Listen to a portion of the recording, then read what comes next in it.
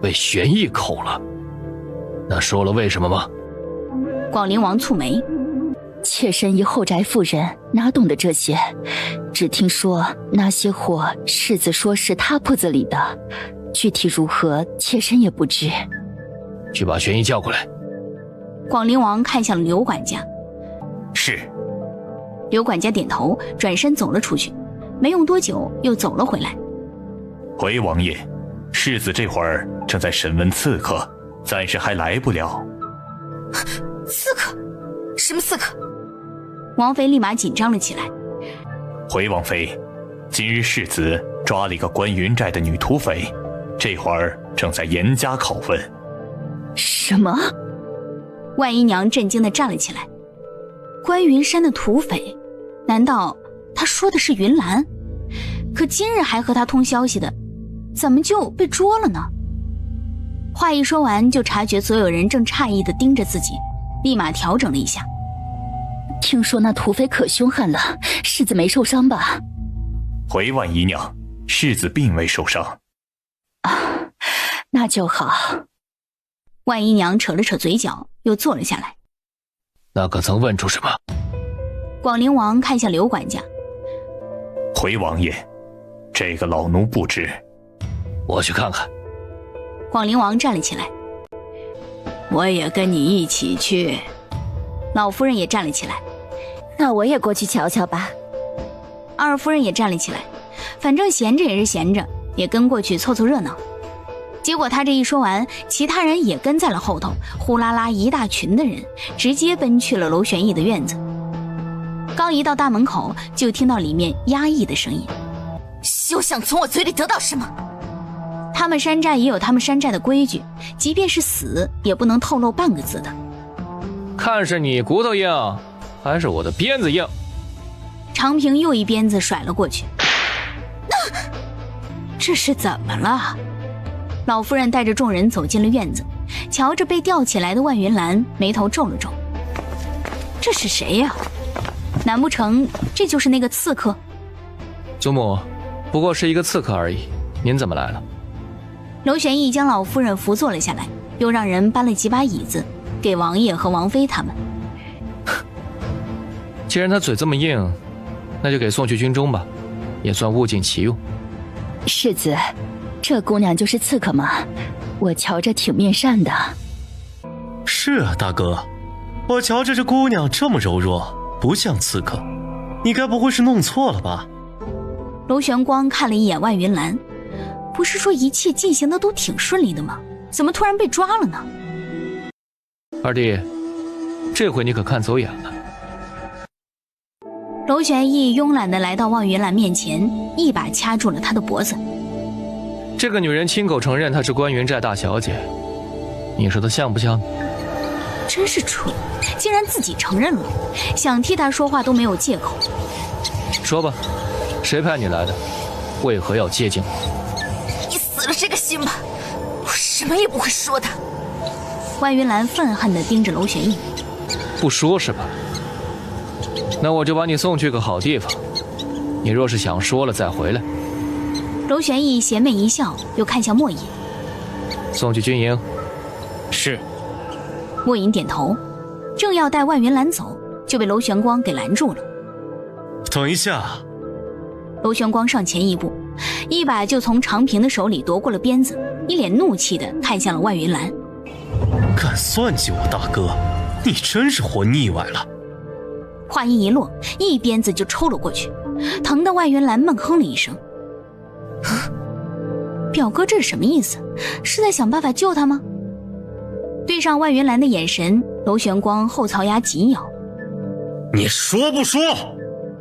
以娄玄义的手段，若是让他们把云兰带到军营去，那有100种方法能让他开口。到时候不但自己和母亲有危险，就连关云寨也会跟着受牵连。因此不能让他被带走，最安全稳妥的方法，那就是让他永远闭嘴。你休想！万云兰直直地盯着娄玄光，表哥一定是在想办法救他，可他下手也太重了，感觉骨头都要被打断了。你说不说？螺旋光使出了吃奶的力气，一鞭子就抽在了万云兰的脖子上，顿时鲜血四溅。万云兰惨叫，不可置信地盯着螺旋光。为什么？表哥为何如此狠心？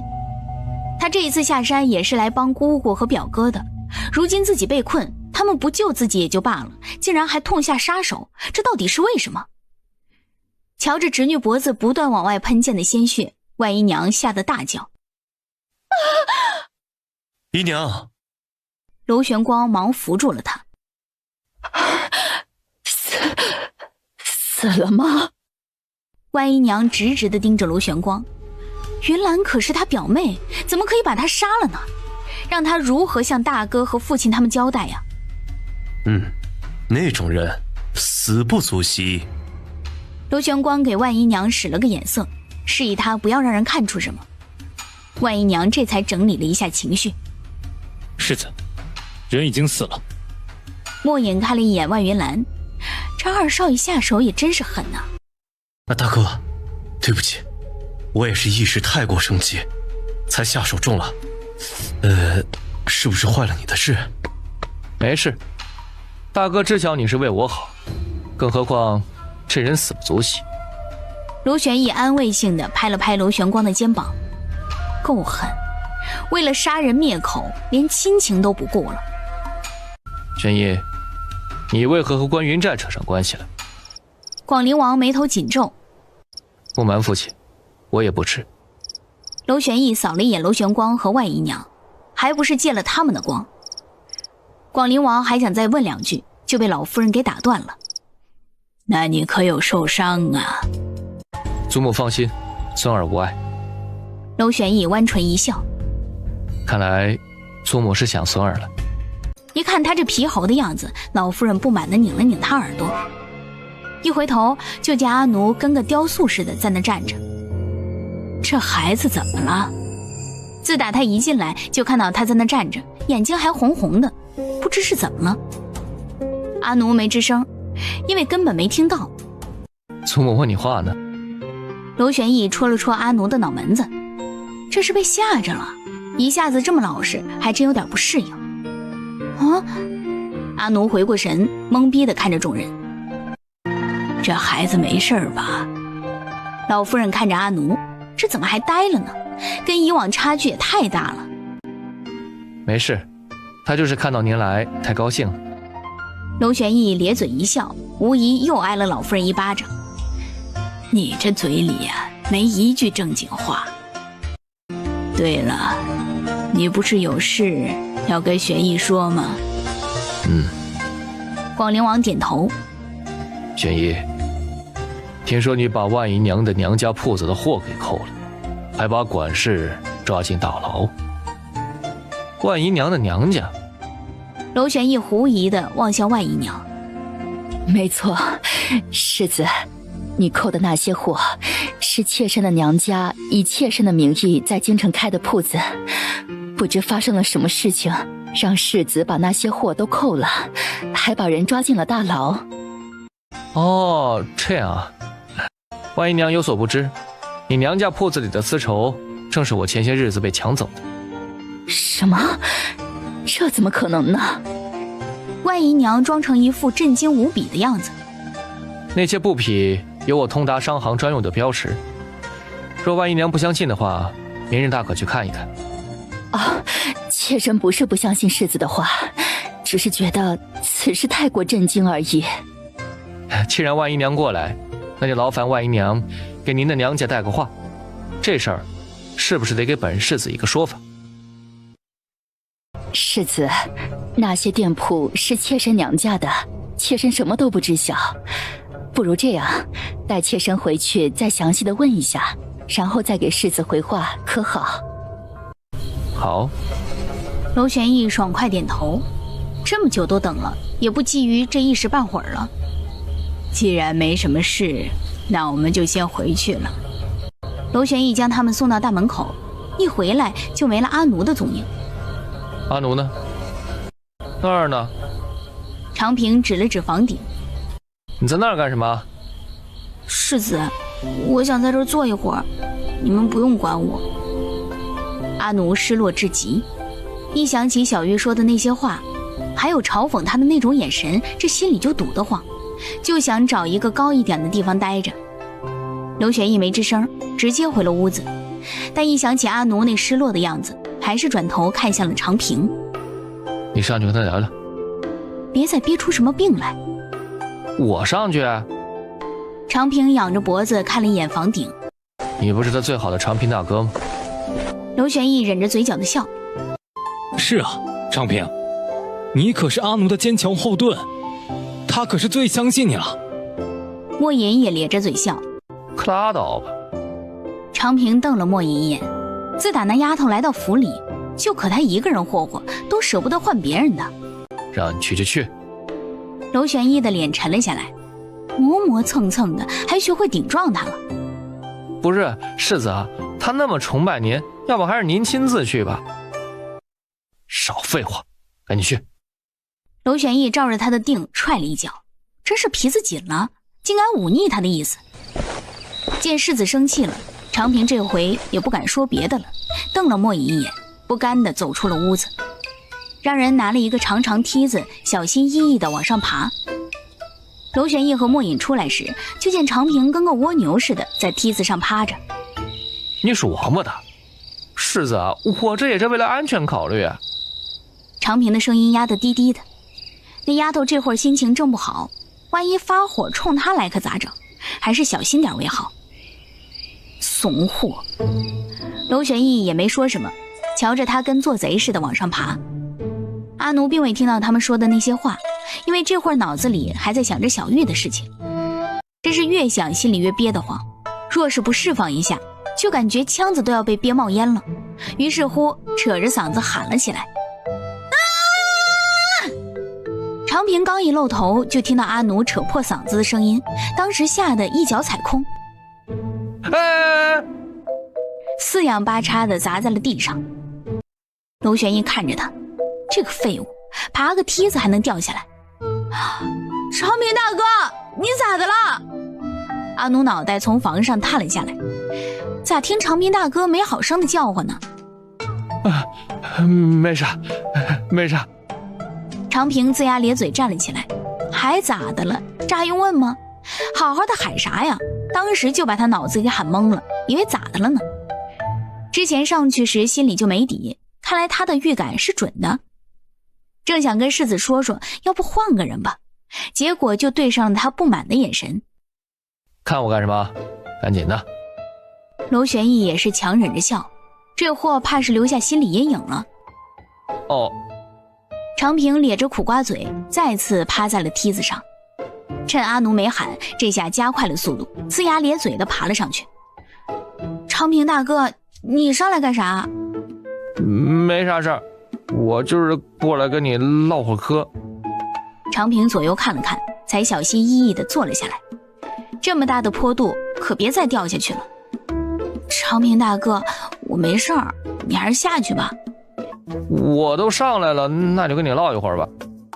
长平屁股又挪了挪，生怕把哪片瓦给压碎了，心里老是没底似的。看他那害怕的样子，阿奴也皱起了眉。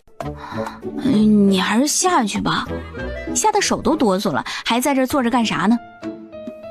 没事儿。长平摇了摇头，他倒是想下去，关键是世子不是不让吗？下去了也得让他再爬上来。你咋的了？是不是害怕了？我不怕，就是被别人当猴耍了，心里憋得慌。你不是说你在你们城北是头子吗？怎么那么轻易就让人糊弄了？我是头子呀，可小玉跟我们城北的人也不一样啊。我们那是看不顺眼就直接动手，谁赢了谁是老大，哪像你们这儿啊，玩心眼子。阿奴垂下头，嗨，你这傻丫头，这世道乱着呢，若都能像你那么解决就好了。这丫头还是年纪小，没有体会到这世道的残酷和人与人之间的勾心斗角。行了，别在这坐着了，不早了，赶紧回去休息吧。长平大哥，你回去吧，我再坐一会儿。他这会儿心里正堵得慌呢，回去也睡不着啊，就想再坐一会儿。坐啥坐呀？赶紧回去吧。长平伸手就去拉阿奴，若是这丫头不回去，他也下不去呀。长平大哥，你先回去吧。阿奴一甩手，长平猝不及防，一屁股坐了下去。听到长平撕心裂肺的叫声，莫隐和娄玄义冲进了屋子，就见他大头朝下卡在了床缝上，两条腿正在那蹬着呢，赶忙奔了过去，刚一将床拉开，长平就摔到地上。你没事吧？莫隐将他拉了起来。你说呢？长平满脸是血地瞪着莫隐。我说问题不大。莫隐咧着嘴笑了，这还能瞪人呢，精神头这么足，看来没多大事儿。什么叫问题不大？你从上面摔下来试试。长平大哥，你没事吧？阿奴匆匆忙忙跑了进来。我说没事，你信吗？长平指了指脸上血迹，一个两个的都说这话，长心了吗？从那么高的房顶掉下来，还能没事儿？那我这就去找府医。不用了。长平龇牙咧嘴地看向了娄玄义。世子，我这下摔得可不轻，为了避免留下什么后遗症，还是让薛神医给我看看吧。好。娄玄义忍着嘴角的笑，转头又看向了小林子。去把薛神医。话还未说完，又被长平给打断了。世子，还是别折腾他老人家了，你让人把我送过去，左右我这样也干不了什么。说完又不满地看了一眼阿奴。长平大哥，那我送你去吧。你可拉，不用，我不在家，世子就得你照顾了。还敢让这祖宗送，除非他是活够了。可是我不放心你啊。瞅着长平大哥摔得不轻，就让他一个人孤零零的在薛神医那里，身边也没个人照顾，哪能放心呢？有啥不放心的？我又不是小孩了。只要你不往我跟前凑合，我啥事儿都不带有的。见阿奴还想再说点什么，赶忙看向了莫隐。你瞅啥呢？赶紧的。没看他这一身伤，还在那杵着呢，还有没有点同情心了？哦。莫隐忍着嘴角的笑，转身出去了。很快让人弄来一副担架，长平正要躺上去，又转头看向了他。那什么，你帮我收拾2件换洗的干净衣裳，我这伤一时半会儿好不了，得些日子回来了。哦，好。莫隐点头，这是真不想回来了。瞧着长平大哥躺在担架上，阿奴别提多愧疚了。长平大哥，对不起啊，都怪我不好。没事，这不怪你。长平无所谓的挥了挥手，哪次不是这么说呀？下次不还照样的霍霍他？长平大哥，你摔得这么重，身边又没有个人照顾，我实在是不放心。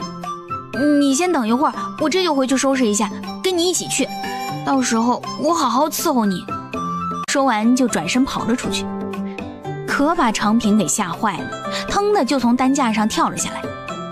你可千万把他给我拦住了。他看向莫隐，掉头就往外跑。莫隐看着他，这一身伤竟然也能跑那么快，不知道的还以为他会功夫呢。等阿奴收拾完东西回来时，就见担架上空空的。长平大哥呢？之前还在这躺着呢。哦，他走了。走了？咋走了呢？阿奴诧异地望着莫隐。长平大哥伤得那么重，咋能走呢？不行，我得去追他。掉头就要走，被莫隐又给拦住了。阿奴，你还是别追了，毕竟男女有别，你照顾他不方便，我会派人照顾的。哦，也行，那你别忘了派人过去啊，要不然……阿奴的话还未说完，就见世子笑得身子都在抖。世子，你笑啥呀？长平大哥都摔成那样了，咋还能有心思笑呢？没有。娄玄义摆了摆手，这傻丫头就没看出来长平现在有多怕他。没有笑啥，你精神不正常是？阿奴小声嘟囔了一句，本来就心烦，他还在那笑，瞅着他咋这么来气呢？你说什么呢？我啥也没说，没啥事儿，那我就先回去了。本来心里就堵得慌，这下更闹心了。一回到屋子里，就四仰八叉的躺在床上，想起长平大哥一身伤，心里别提多难受了。天都黑了，每天这个时辰他早就睡着了，这会儿一点困意都没有，越躺越闹心，起身下地走出了屋子，来到院子里一处台阶上坐下，回头看了一眼世子屋子，犹豫了一下，还是站起身走了过去。世子。娄玄义瞧着窗户上那个大长脑瓜子，满头的黑线，这是想吓死他吗？正想着，阿奴颤颤巍巍的声音又传了过来：世子，你睡了吗？娄玄义气懵了，这丫头一定是故意的。世子，好好说话。哎呀妈！阿奴吓得一哆嗦，回头一看是世子之后，一个劲儿的拍着自己胸脯子。哎呦，世子你可吓死我了！我怎么觉得你是在吓我呢？我哪儿吓您了？分明是世子吓他，竟然还倒打一耙。难道不是吗？大晚上跟叫魂一样。娄玄义沉着脸，我那还不是怕吓着您吗？娄玄义看着他，这是怕吓着他吗？分明是怕吓不死他。说吧，找我什么事？世子，我睡不着。你睡不着，怕我窗户上喊？不是的，我睡不着是因为心里堵得慌，憋得太难受了，我就想看看你睡没睡呢。要是没睡的话，想跟你聊聊天，兴许这心里的劲儿就能得劲儿点了。进来吧。正要转身进屋，又被阿奴给叫住了。世子，咱就在外面说行吗？我不想进屋，心里憋得厉害。事儿还不少。娄玄义白了他一眼，转身奔着前面的凉亭去了。阿奴赶忙跟在后头，和娄玄义一同来到了凉亭。说吧。娄玄义转身坐了下来。世子，我以前觉得我挺聪明的，可经过小玉这事情，我才发现我这么傻。然后呢？娄玄义好笑地望着他，这么深刻的反省，难不成是痛改前非了？可是我又想不通，若是再遇到这种事儿的话，我还想管。你救人没错，错就错在你这脑子不转弯，太容易相信别人。世子，这话啥意思呀？阿奴一脸懵，咋没明白这啥意思呢？我的意思是，你救人没错，但不应该把所有人都想得那么好。如果你仔细观察一下，就会发现小玉的不对劲了。世子，我脑子没转过弯来，你再详细跟我说说。阿奴凑到娄玄义身边坐下，好像有点明白了。瞧着贴过来的阿奴，娄玄义嘴角翘了起来。就拿这事儿来说，若小玉真是逃难过来的，又没了亲人，在得救之后，是不是应该迫不及待找活计干，让自己有安身之所？而他却是挑三拣四，连王府都不肯去，偏要留在我这院子里。你想想，他是不是很可疑？哦，还真是。阿奴眼里一亮，这回想起来，小玉似乎真的不太愿意出去找活做，而且还特别想留下来。还有他在你和长平一再告诫之下，不但擅自到处走动，还去了我的房间，又主动要求伺候我。你觉得一个逃难过来的姑娘会这么做吗？不单纯。那你咋看出来的？哎，世子你教教我呗。这不是一时半会儿能看的，需要长期的积累观察，多看多练，自然就能分辨。哦，多看多练，那我记住了。世子，这回我才发觉我自己有多傻，那往后你多教教我呗。刚开始都有这个过程，只要你多花心思，就不容易被人骗了。世子，这么说你当初也跟我一样咯？我跟你不一样，我8岁就会看面相识人了，13岁已经在战场上立军功了。娄玄义傲娇地扬着下巴，说起这些，心里还是挺得意的。世子，你太能耐了。阿奴佩服地竖起了大拇指。8岁时他还在大街上要饭呢。对了，世子，那我跟长平大哥和莫隐他们比呢？娄玄义正想摇头，但一想起这丫头的性子，还是违心的点了点头。你比他们还是要强上许多的。给这丫头点信心吧，要不然是不会让她回去睡觉的。真的啊？阿奴眼里一亮，能赶上长平大哥和莫隐，那他就知足了。听世子这么一说，自己应该比他们还强不少呢。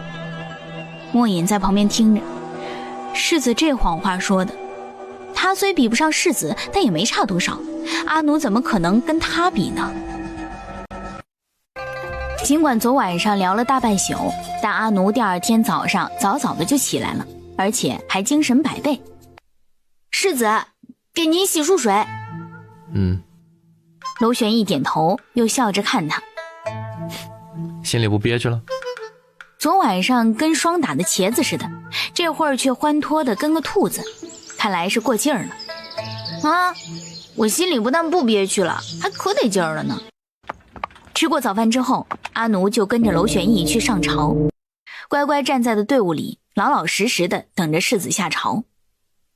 而此刻，在京城的一所别院里，望着面前2位杀气腾腾的男人，娄玄光扑通一声跪了下来。祖父，舅舅，我也是有不得已的苦衷的。昨晚上的事情这么快就在京城传开了，一定是娄玄义干的。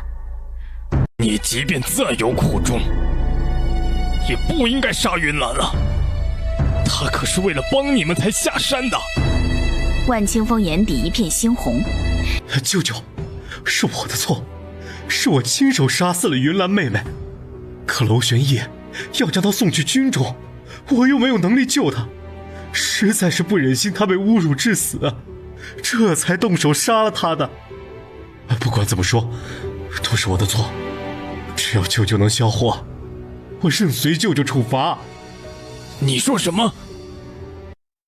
舅舅，我若骗你，愿意遭受天打雷劈。娄玄光举起了右手，左右这话娄玄义也确实是说过的。娄玄义！万清风恨得咬牙，若是不杀了他，难消自己心头之恨，怒气冲冲的就要往外闯，被大当家万祖德给拦住了。你干什么去？爹，你也听到，我要给云兰报仇。胡闹！你以为你能对付得了他？万祖德沉着脸，爹，我咽不下这口气。咱回去再说。咽不下这口气也得咽。你母亲为何没来？万祖德看向了娄玄光。祖父，昨日母亲目睹了云兰的死，一时受不了打击，已经卧床了。孙儿临来时，他还特意嘱咐我帮他带一句话，说他没有照顾好云兰妹妹，愧对您和舅舅。万祖德眉头紧皱，让你母亲照顾好身子，就说祖父和舅舅不怪他。发生这种事，想来凤雅的心也不好受。是。娄玄光点头，瞧着万祖德和万青山离开的背影，嘴角勾起一抹得意。这回不用他对付娄玄义了，有人自会替他出手。而娄玄义对这一切全然不知，这会儿刚下朝，坐着马车回京都府，刚一进院子，外面就响起了鼓声。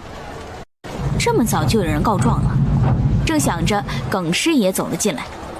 大人，前头又有人告状了。所谓何事？回大人，是一起关于鸡的打仗斗殴事件。鸡？阿奴看向了耿师爷，咋又是鸡呢？是，说是因为一只鸡把人打伤了。走吧。娄玄义转身走了出去，既然这是自己的职责，那也没什么好推脱的。等他来到前堂时，见堂上跪着一位年迈的老妪，旁边还站着一个穿着锦缎的年轻男子。你们谁是苦主？娄玄义转身坐了下来。大人，是老婆子我要告状。这位少爷非说我这鸡是他的，不但把我家鸡抢走了，还把我家老头子给打伤了，如今还在床上躺着无钱医治，还请大人给老婆子我做主啊！那老妪一个头重重地磕在地上。你有功名。娄玄义看向那青年男子，见他不下跪，应是有功名在身。回大人，在下不才，如今是一名秀才。那你叫什么？还有这鸡到底是怎么回事？回大人，在下田伟，这鸡是我养的宠物，昨日闲来无事，便带它出去逛了逛。结果这婆子偏说我这鸡是她家的，不管我如何解释，她都不听。在下实在无奈，便动手和他们起了争执，还请大人明断呢。你胡说！这鸡分明就是我家的，是你跑来我家，硬是把鸡给抢走的，还打伤了我们家老头子，他如今还在床上躺着呢。那老妪气得浑身颤抖。你这无知婆子，真是无可救药。田伟瞪了一眼那老妪，又冲着娄玄义拱了拱手。大人，这鸡是我从小当宠物养的，每日喂的都是粟米。您看这毛色，还有这脚环，哪是他一个无知婆子能养得起的？田伟捏了捏公鸡脚脖子上戴着的金环，又得意地看了耿师爷一眼。他早把这鸡的特征给记下来了，绝不会再发生之前的事情。大人，他在撒谎，这鸡就是我们家的，是他抢走的，还打伤了我老头子。那老妪急得声音都发颤了。阿奴看着，这下坏了，这鸡脚上戴着脚环，想像上一次那样换一只是不可能的了。既然上次那招用不了了，那还能用啥招呢？世子会咋办呢？一回头就见他捏着下巴盯着堂前的二人看，看来是在想招呢。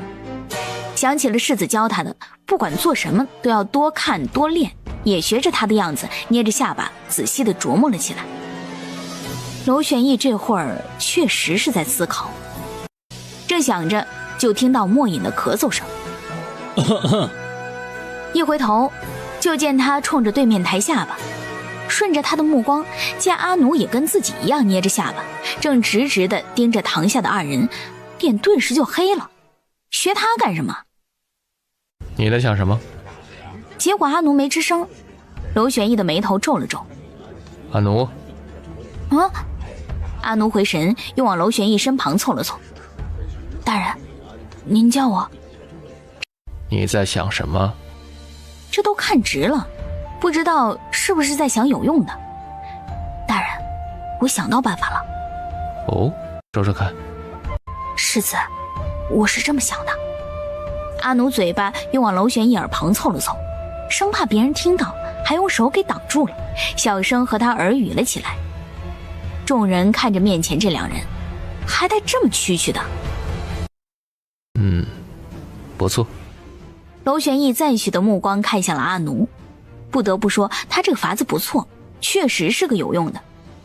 转头看向正直勾勾盯着自己的莫隐，也冲他勾了勾手。莫隐看了一眼在场的众人，这么蛐蛐真的好吗？不过还是来到跟前，将耳朵凑了过来。你回后院一趟。和他耳语了一番，莫隐在众目睽睽之下，领着柴捕头直接走出了大堂。娄玄义没有时间搭理他们，目光又看向了田伟。你说这鸡是你的宠物？回大人，确实如此。这鸡从小养到大，每日喝的山泉水，吃的粟米，要不然这毛色不能这么亮。娄玄义点头，又看向了那老妪。这鸡毛色如此之亮，既然你说是你家的，那你都喂它什么了？回大人，我也没喂啥，吃的就是山上那些野菜。娄玄义点头，这下也不问了，慵懒地靠在椅背上，手指有节奏地敲起了桌面，把众人看得一脸的懵逼。这怎么不问了？堂上的那些衙役倒是无所谓了，毕竟这事儿跟他们没关系。但田伟和耿师爷心里就没底了，不断的眼神交流，各自都在回想着是不是有什么破绽被发现了呀？要不然这娄大人怎么能这么惬意呢？阿奴正关注着老妪和田伟，一转头就发现耿师爷眼神不对。顺着他的目光看去，才发现他竟然和田伟眉来眼去的，当时就是一愣。哎妈，他俩不会是有啥勾搭吧？正想着，莫影和柴捕头从外面走了进来，一个人手里拿了一把菜刀，另一个人手里拿了一个盆。大人，东西取过来了。娄玄义冲他们点了点头，莫影直接将那只公鸡拎在了手里，一刀就抹了脖子。众人一个个都是懵逼的盯着他，这怎么还把鸡给杀了呢？在他们震惊的眼神中，莫影和柴捕头将鸡开膛破肚，将胃里和肠子里的东西都取了出来。大人，这鸡的胃里和肠子里皆是野菜，没吃过粮食。好。娄玄义点头，又看向了田伟。这鸡并未吃过粟米，还有什么话好说？啊，这不可能啊！田伟这下慌了。证据就在面前，还在狡辩。来人！娄玄义从竹筒里抽出了令签，直接丢了出去。重打50大板！啊！大人，饶命啊！大人！田伟脸色都变了，还未来得及解释，就被两旁的衙役给按到了板凳上，左一板子右一板子给打了起来。大人，我招，那鸡是我抢的。娄玄义冲着行刑的衙役挥了挥手，板子也停了下来。你为何抢别人鸡啊？大人，我就是瞧着鸡挺好看的，我想呢弄回来养着玩儿。糊弄鬼呢？娄玄义心里想着，不过他也猜到了8成，应该又是冲自己来的。你家男人伤势如何？需要多少银子医治？他又看向了那老妪。回大人，大夫说伤了腿骨，至少也得10几两银子。娄玄义点头，又看向了田伟。你偷鸡在先，伤人在后。本官判你负责承担所有医药费以及后续恢复费用，总计纹银30两，你可有异议？我愿意。田伟连连点头，别说30两银子了，就是再多他都愿意啊。那此案就结案。娄玄义满意的点头，又看向莫影。这鸡咱们留下，把钱付了。娄玄义一回到后院，就迫不及待地将阿奴叫到了跟前。你怎么想到要破开鸡肚子的？若是阿奴想不到这个办法，还真把他给难住了。我就是听那个田伟说他喂鸡粟米，又看那老太太穿的那么破，应该是喂不起粟米的，就想着破开肚子，看那鸡吃的是什么，就能知道那鸡是谁家的啦。不错。世子，属下觉得今日这案子点值得怀疑。莫言皱着眉头。娄玄义点头，我知道咋回事。阿奴往外面看了一眼，我觉得这事儿一定跟耿师爷有关系。哦，你发现什么了？娄玄义和莫隐都看向了他。我看到耿师爷和那个田伟齐眉弄眼的了。瞧着世子不说话，阿奴还以为不相信他说的。世子，那个耿师爷和那个田伟他俩肯定有事儿，我没骗你。你观察得不错。娄玄义满意点头，又戏谑地望向了他。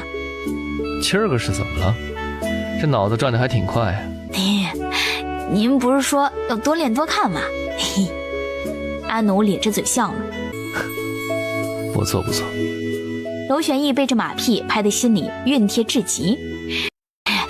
对了，世子，我这次表现得咋样？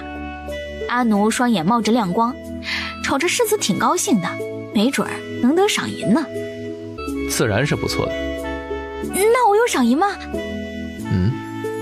娄玄义想逗一逗他，结果话还未说出口，就被阿奴着急地打断了。世子，是您说过不用我修房子的，那这事儿可就算是接过去了啊。该不会又拿房子那事儿给抵消了吧？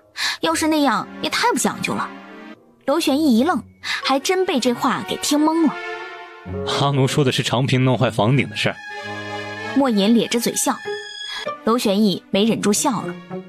自然不会了，等长平回来去领2两赏银吧。那就不逗他了，要不然以这丫头的脾气，再得不到赏银，下一次就不能这么卖力气了。世子，你真是太好了，世子！阿奴开心的跳脚。世子，您坐着，我这就给您沏茶去。一阵风似的跑出了屋子。瞧着他跑出屋子，娄玄义嘴角的笑收了回来。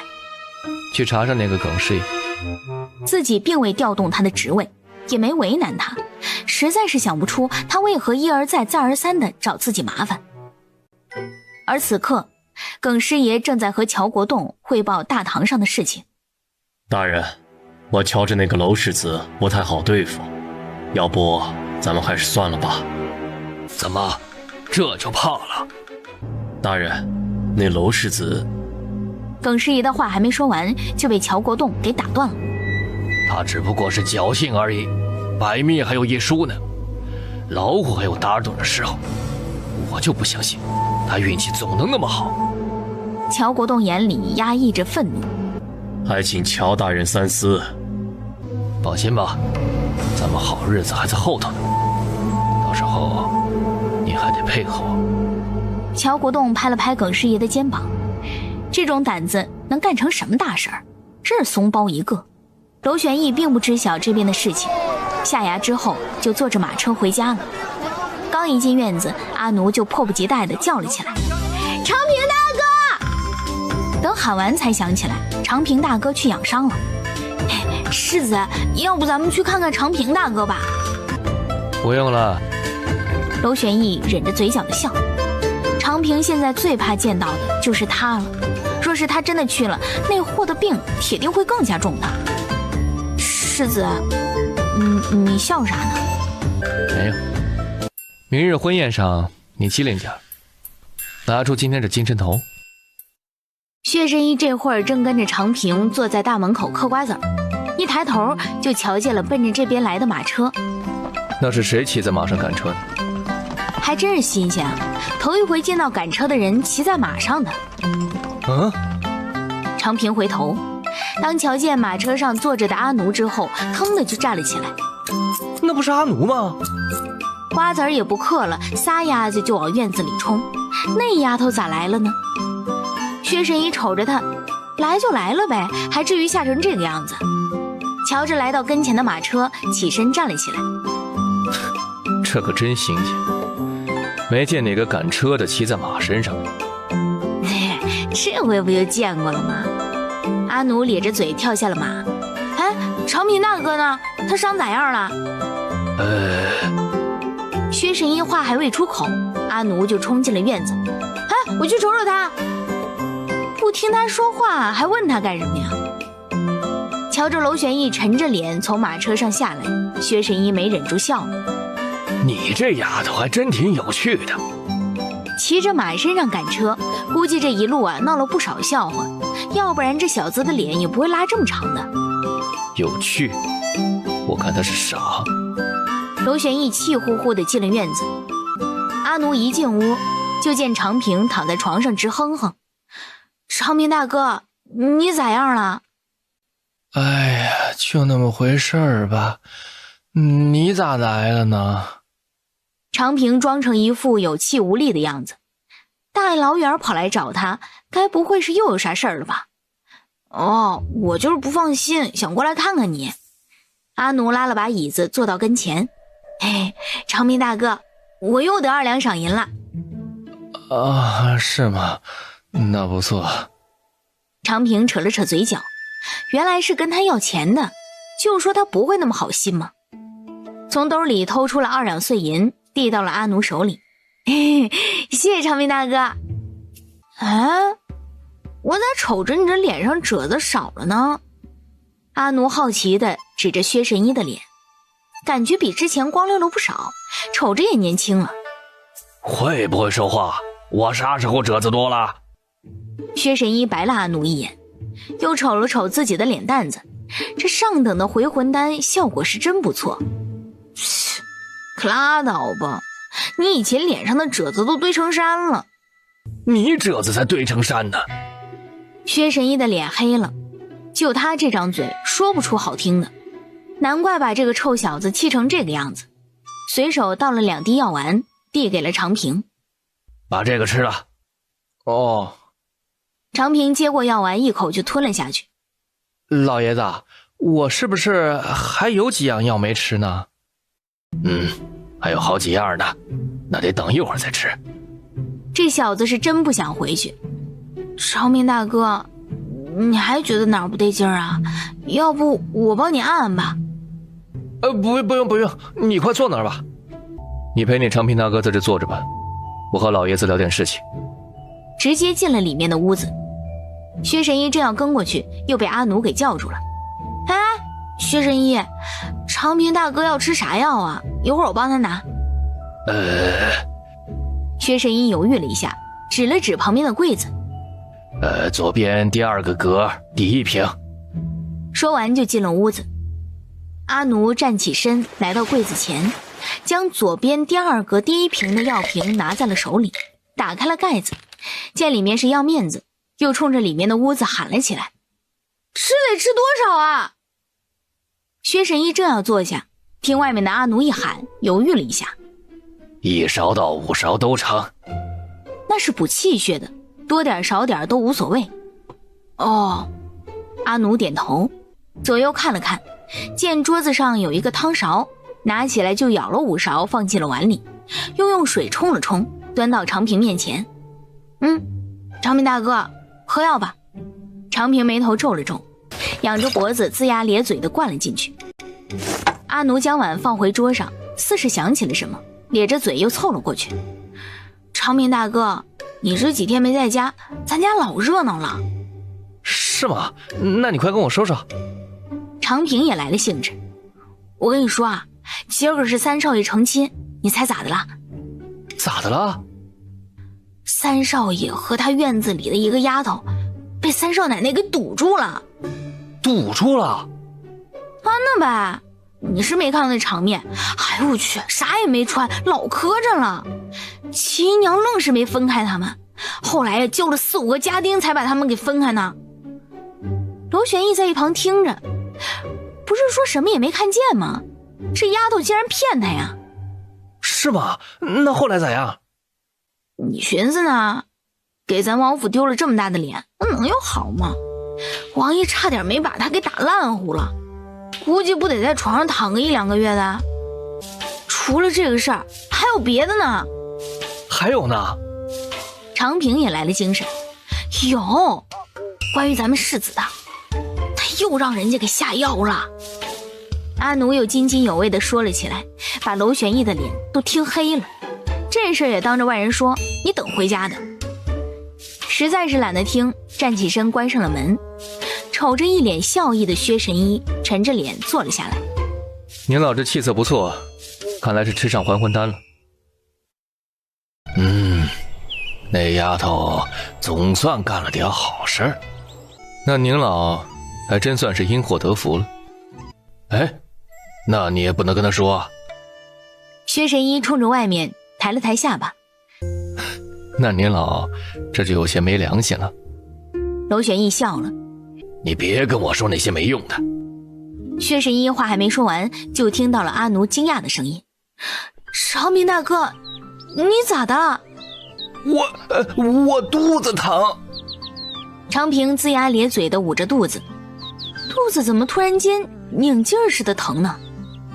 肚子疼？那你……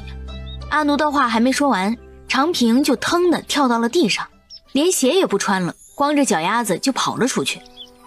长平大哥，你咋的了？怎么了？薛神医和娄玄义从屋子里走了出来。长平大哥跑出去了，我瞅着不大对劲儿呢。阿奴指了指外面。不对劲儿？薛神医愣了一下，转身走出了屋子。阿奴和娄玄义也跟着走出了屋子。刚一来到院子，就听到茅房里的叫声。哎呀，真是要了我的命了！长平大哥，你没事吧？阿奴正要凑过去，就被娄玄义给拽住了。那是茅房，你去干什么？我也没说我进去啊。阿奴撇了撇嘴。薛神医正想凑过去问问，就见茅房的门打开了，长平猫着腰，捂着肚子从里面走了出来。你没事吧？薛神医皱着眉头，也没吃什么东西，怎么还闹起肚子来了呢？没事没事。长平摆了摆手，猫着腰进了屋子，撅着屁股这样往床上爬。哎呦！吓得他立马捂住了屁股，撒丫子就往外面跑。几人一愣，也不知道他吃了什么，肚子闹得这么厉害呢。老爷子，我怕是要够呛了。我看看。薛神医来到跟前，将长平的手拉了回来，按住了他的脉，摸了一会儿，眉头也皱了起来。你都吃什么了？没吃什么，不就跟您一样嗑了点瓜子儿吗？没吃什么，那你怎么……薛神医的话还没说完，就瞧见桌子上放着的那个瓷瓶。谁拿这儿来的？我呀，给长平大哥吃完之后就忘记放回去了。你给他吃这个了？啊，您不是说的吗？左边第2个格子第1瓶。薛神医猛地回头，见这瓶药确实是左边第2个格第1瓶。那你给他吃了多少？5勺啊。阿奴晃了晃手里的汤勺，把薛神医都看傻了。你用的是这种勺子？这可是他喝汤的勺子。您不是说1到5勺吗？我想着多吃点好的还能快点呢，就给长平大哥吃了5勺。5勺？这里面可是巴豆粉。老爷子，这药有啥不对劲儿吗？难怪你会拉肚子，这瓶子里装的是巴豆粉。啥？巴豆粉？长平的眼珠子瞪得老大，直直地盯着老爷子手里的瓷瓶，又不满地看向阿奴。你还能不能放过我了？长平大哥，这也不能怨我呀，你也听到了，他说第2个搁第1瓶，我就是照他说的拿的，不信你瞅瞅。我说的是右边第2格第1瓶，你听错了赖谁呀？薛神医瞪着阿奴，他才不会承认自己说错了呢。你明明说的是左边第2个格第1个的，你要不然我能拿错吗？我才没说呢。你就是说了，要不然咱俩发誓，谁说谎就让老天爷劈死谁。阿奴气得火冒3丈。我就是没说。薛神医也急了，这臭丫头竟然这么咒他，你就是说了。阿奴也瞪着薛神医，转头又看向了长平。长平大哥，他是不是说了左边第2个格子第1个瓶子的？我就是没。薛神医的话还没说完，立马眼珠子转了转。哦，难怪你拿错了，原来你是面对着柜子的，我说的可是背对着柜子的。赶忙跑到柜子旁，背对着柜子，指了指身后的第2个格。这不就是左边第2格第1个吗？可算是找到借口了，又把那瓶巴豆粉放到了右边第3个格，可不能再让别人碰了。你说的是背对着柜子啊？阿奴也愣住了，他还以为是面对着柜子呢，原来是背对着柜子啊。那不然呢？薛神医梗着脖子，那也不能怨我呀，谁拿东西背对着柜子啊？我呀，我就是这么拿东西的。你也没说明白啊。那你不会问呐？薛神医底气更足了，看这丫头是彻底被糊弄住了。娄玄义忍着嘴角的笑，别管是背对还是面对了，还是先给长平看看吧。瞧他抖得这么厉害，感觉应该是不轻的。那你快给长平大哥瞅瞅吧。瞅着长平大哥咋像是要够呛了似的。那能怨我啊？薛神医瞪了阿奴一眼，还不是他老揪着这事儿不放。来到长平跟前，摸了摸他的脉象。你再忍忍，我去给你下一剂猛药。老爷子，怕是来不及了，你还是给我来点见效快的吧。是啊，都你熬完药，那都啥时候了？先给长平大哥吃点现成的吧。我现成的哪有管这个的？薛神医瞪了阿奴一眼。老爷子，要不你把那个还魂丹给我吃一粒呢？长平眼巴巴地望着薛神医。那能行吗？薛神医当时就火了。啥回魂丹啊？阿奴疑惑地望着长平，咋听着这么耳熟呢？就是你给老爷子那些药材熬的。哦，阿奴点头，想起来了，就是他踩坏的那玩意儿。听这意思，这老爷子又治出新的了。那东西能治你的病吗？能。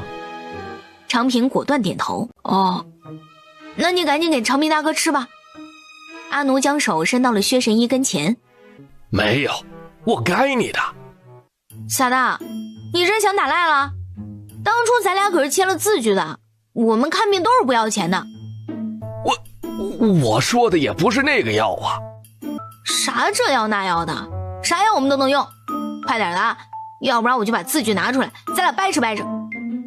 你快点的，没看长平大哥又挺不住了吗？要不然你就把我那些药材还给我。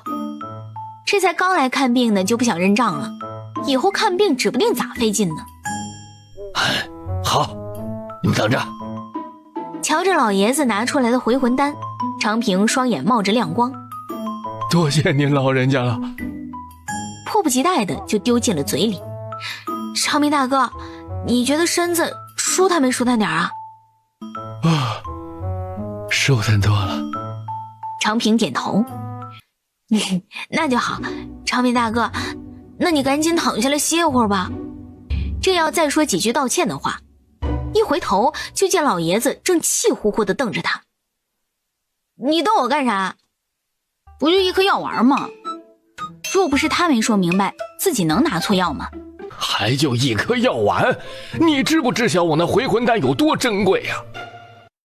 娄玄义来到跟前。您老这又是何必呢？也知道他对这回魂丹的执着，可又没给外人吃，更何况他还有几颗，至于生这么大气吗？这还用问？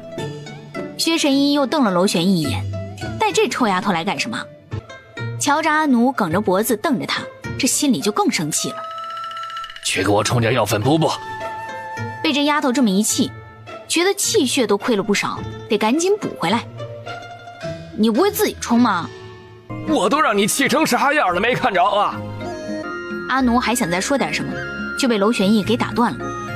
去给老爷子冲吧。再顶一会儿嘴，老爷子就得气晕过去了。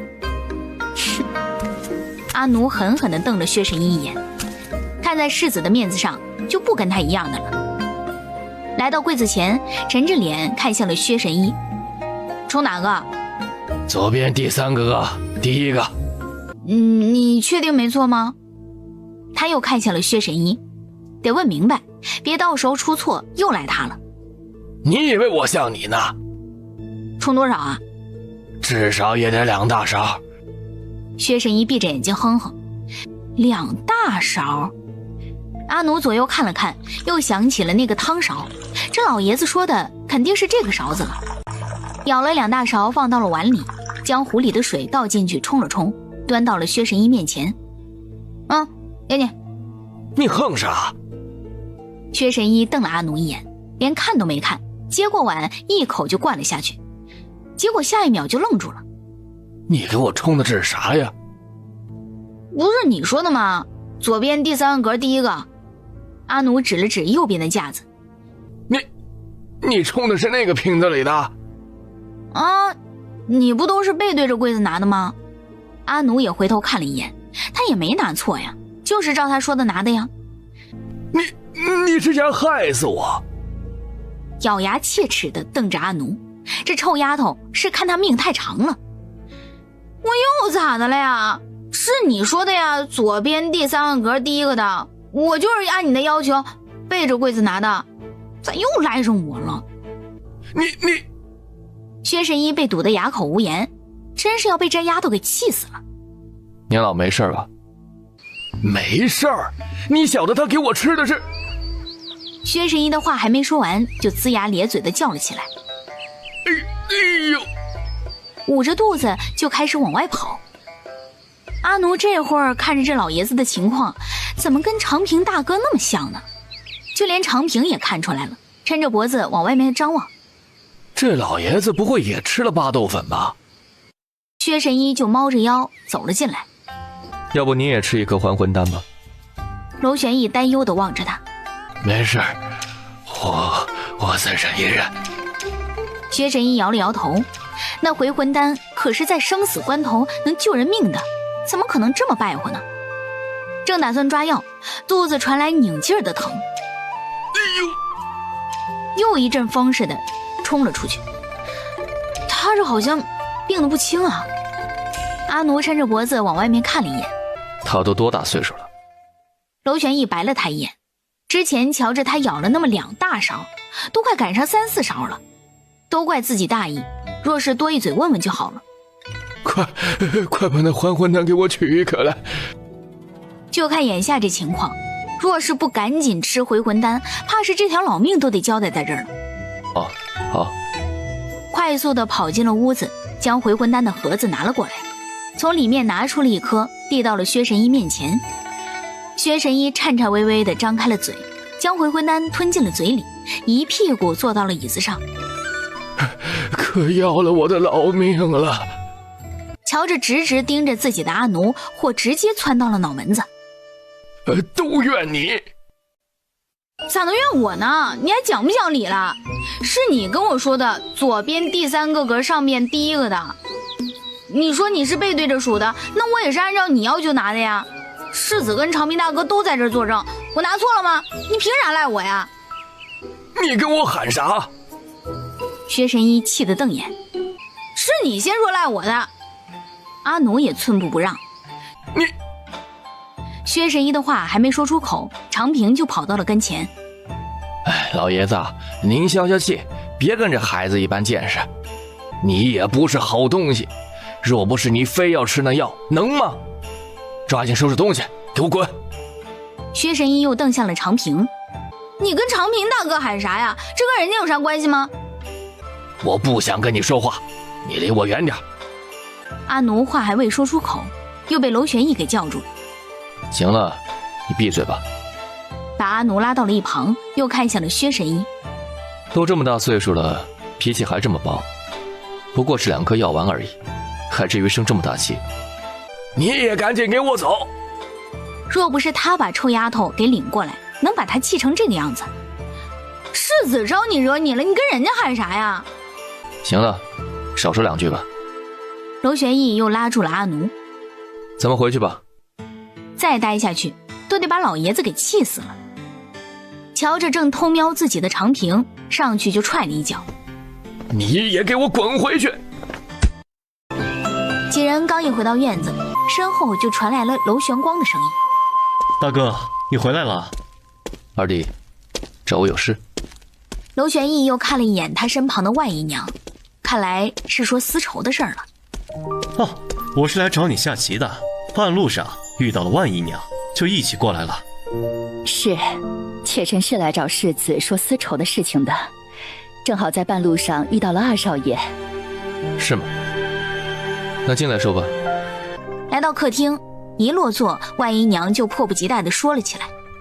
世子，那批丝绸的事情我已经问过家父了，是他从一个游商那里订购的，当时就觉得那游商可疑，但看在那匹丝绸质量不错的份上，还是买了下来。如今知晓那批货是世子的，愿意全部送回，还请世子将那2个管事给放了。好，让令尊费心。娄玄义轻抿了一口茶水，这是怕自己深茶下去，关云山暴怒，要不然也不会这么痛快的把货给交出来。那2位管事不知世子。放心，明日我就让人把他们放了。那就好，那我就把消息给家父传过去了。没什么事情，我就先回去了。二少爷，您先坐着。万姨娘请便。娄玄光弯了弯嘴角，见万姨娘走后，又凑到娄玄义身旁。大哥，你这事做的是不是有点太绝了？什么意思？娄玄义扫了他一眼，这是替他娘打抱不平了。虽说那批丝绸是你的，可也是人家娘家人花钱买的，你这都拿回来，是不是有点太说不过去了？原本我是打算把这件事调查到底的，可方才万姨娘的话你也听到了，人家都没有追究的意思，我又何必干那吃力不讨好的事？大哥说的也是，我也不过是一个旁观者的角度罢了。对了，很久没下棋了，不如咱们杀一盘？不了，我有些累了，还是改日吧。娄玄义又慵懒地往后靠了靠，整个身子都半仰了下来。如今知道了娄玄光的身份，他做不到像以前那样待他了。正要叫阿奴来给自己捏捏肩膀，阿奴就很会来事的跑到了跟前。世子，我给你捏捏吧。一看世子这样，就是不想跟娄玄光说话了，他必须得配合。娄玄义满意的弯起了嘴角，今儿个还挺有眼力劲儿的。既然大哥累了，那我就先回去了。见娄玄光走了之后，阿奴探头看了一眼，世子，人走没影了。娄玄义这才坐正了身子，转头又看向了莫言。调查的怎么样了？世子，那个田伟是乔国栋的亲小舅子，还有那个耿师爷，和乔国栋来往也是很频繁。娄玄义嘲讽地勾了勾嘴角，就觉得这件事情是有人在背后捣鬼，原来是乔国栋啊！哎呀，我说啥来着？让我猜对了吧？我就觉得那个耿师爷和那个姓田的有事儿呢。世子，那这事儿咱们就这么认了吗？这都欺负到家门口了，要是还挺着，那该多怂啊！不然呢？你打算怎么做？要我说啊，就以牙还牙，按我们城北的规矩办，直接揍他们一顿。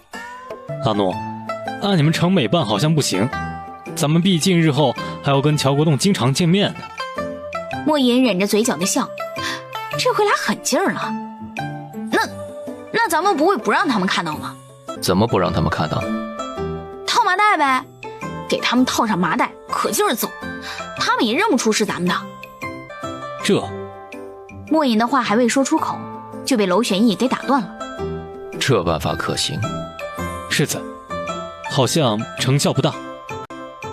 莫言诧异地望着世子，即便是把乔国栋他们给打了，他们也不知是为何呀。到时过后还得照样找他们麻烦，那这顿打还有什么意义吗？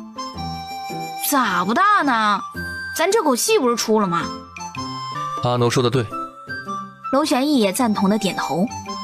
那好吧，我先去打听一下，看看他们在哪。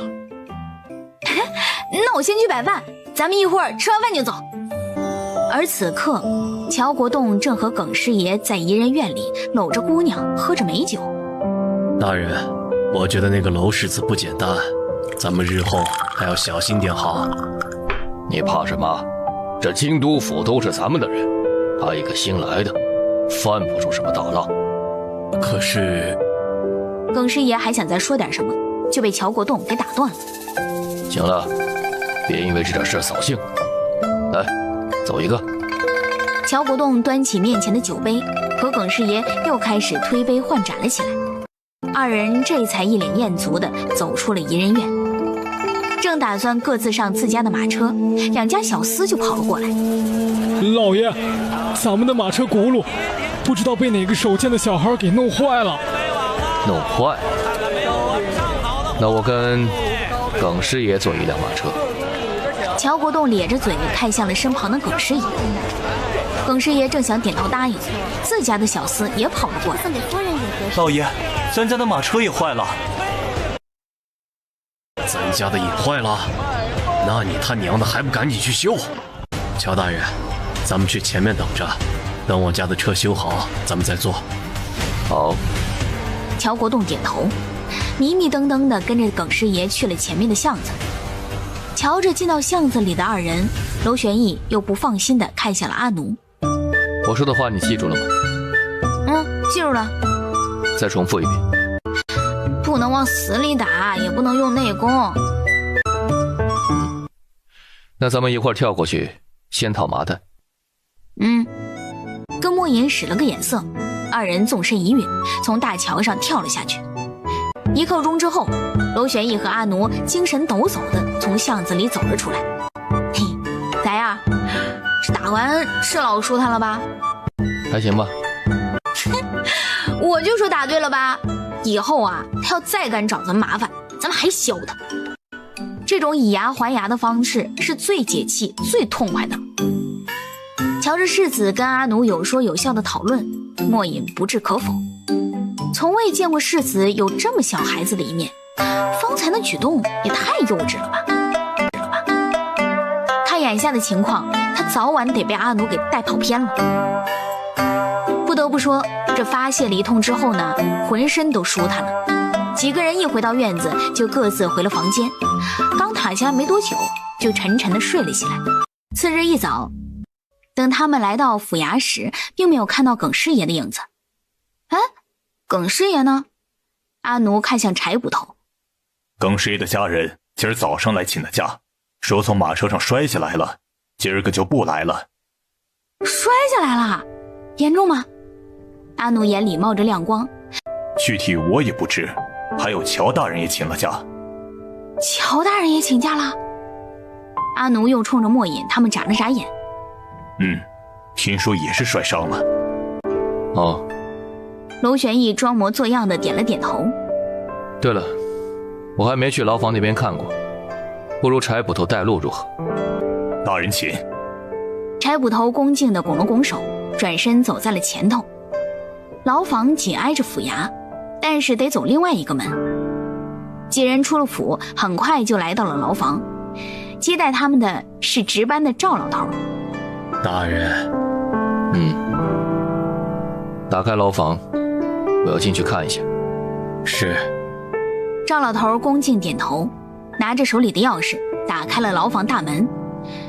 徐妈端着饭菜走了进来。嘿，今儿晌午吃啥呀？酱牛肉、酱肘子，还有一只鸡，另外还有3个素菜和一个汤，把阿奴的眼珠子看得锃亮。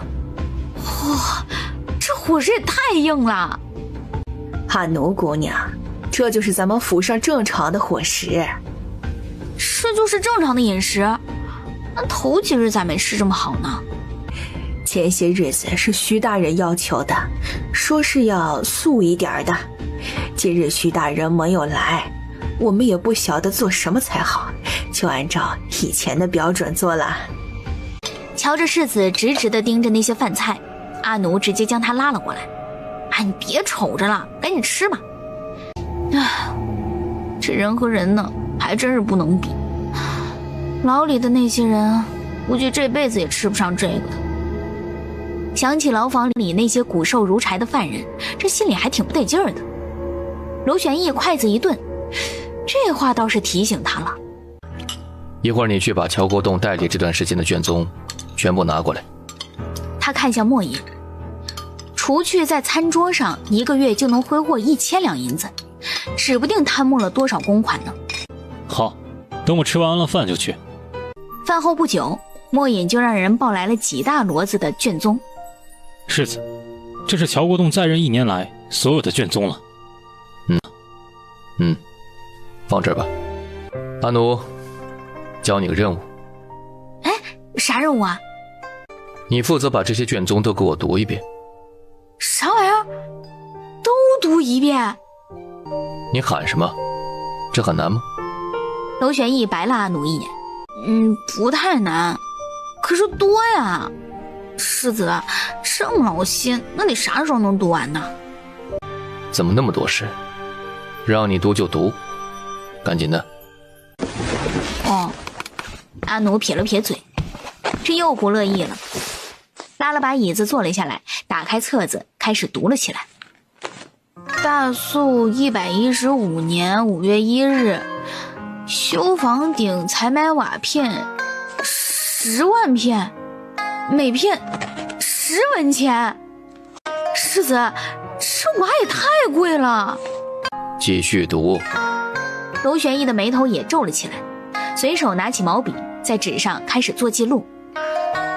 大肃115年5月2日，厨房采买20只鸡，一共是20两银子。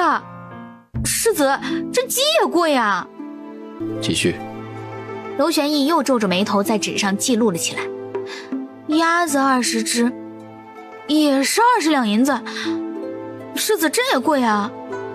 哪那么多废话，继续读你的。娄玄义又记录了下来，将最后一本卷宗读完，阿奴才长长的松了口气。哎呀，累死我了。世子，那个乔国栋得贪老多钱了吧？至少得有8万两。啊？多少？阿奴震惊地站了起来，又抻着脖子往娄玄义写的账目上看了看，他是不是听错了？8万两，只少不多。娄玄义又重复了一遍。娘的，那个乔国栋也太不是人了吧！世子，那您打算怎么做？等他来时，先看看他怎么说。此事先不要跟外人说。世子，那个乔国栋贪了这么多，是不是够砍头的？这个还要看具体情况，现在还不好说。不过砍头不至于。娄玄义将账册收了起来。哦，那个太便宜他了。阿奴有点失落，这缺的玩意儿就应该把他脑袋给砍了。正想着，肚子就叫了。娄玄义和莫隐二人同时看向了阿奴的肚子，都勾着嘴角笑了。笑啥呀？都这时候了，你们不饿吗？阿奴指了指外面暗下来的天色。世子，我今儿下午表现咋样？还行吧。娄玄义控制着脸上的情绪，没想到这丫头竟然把所有的账册都读了下来，还真挺佩服她的。啥叫还行嘛？那好就是好，不好就是不好呗。还行就是你表现的还算可以，无功无过的意思，明白吗？娄玄义一本正经的耍赖，休想跟他要赏银。阿奴看着他，完了，赏银是没戏了。等阿奴和娄玄义他们回到院子时，常平正抻着脖子站在门口张望，见他们回来了，忙迎了上来。今儿个怎么才回来啊？常平大哥，我跟你说一件老震惊的事儿了。阿奴拉着常平就进了院子。啥事儿啊？常平迫不及待地问了出来。哎，回屋说。阿奴偷偷向后看了一眼，世子不让说这事儿，可不能让他听到了。哦，好。常平点头，偷瞄了一眼世子，跟着阿奴进了他屋子。阿奴就把今天下午对账的事情和常平从头到尾说了一遍。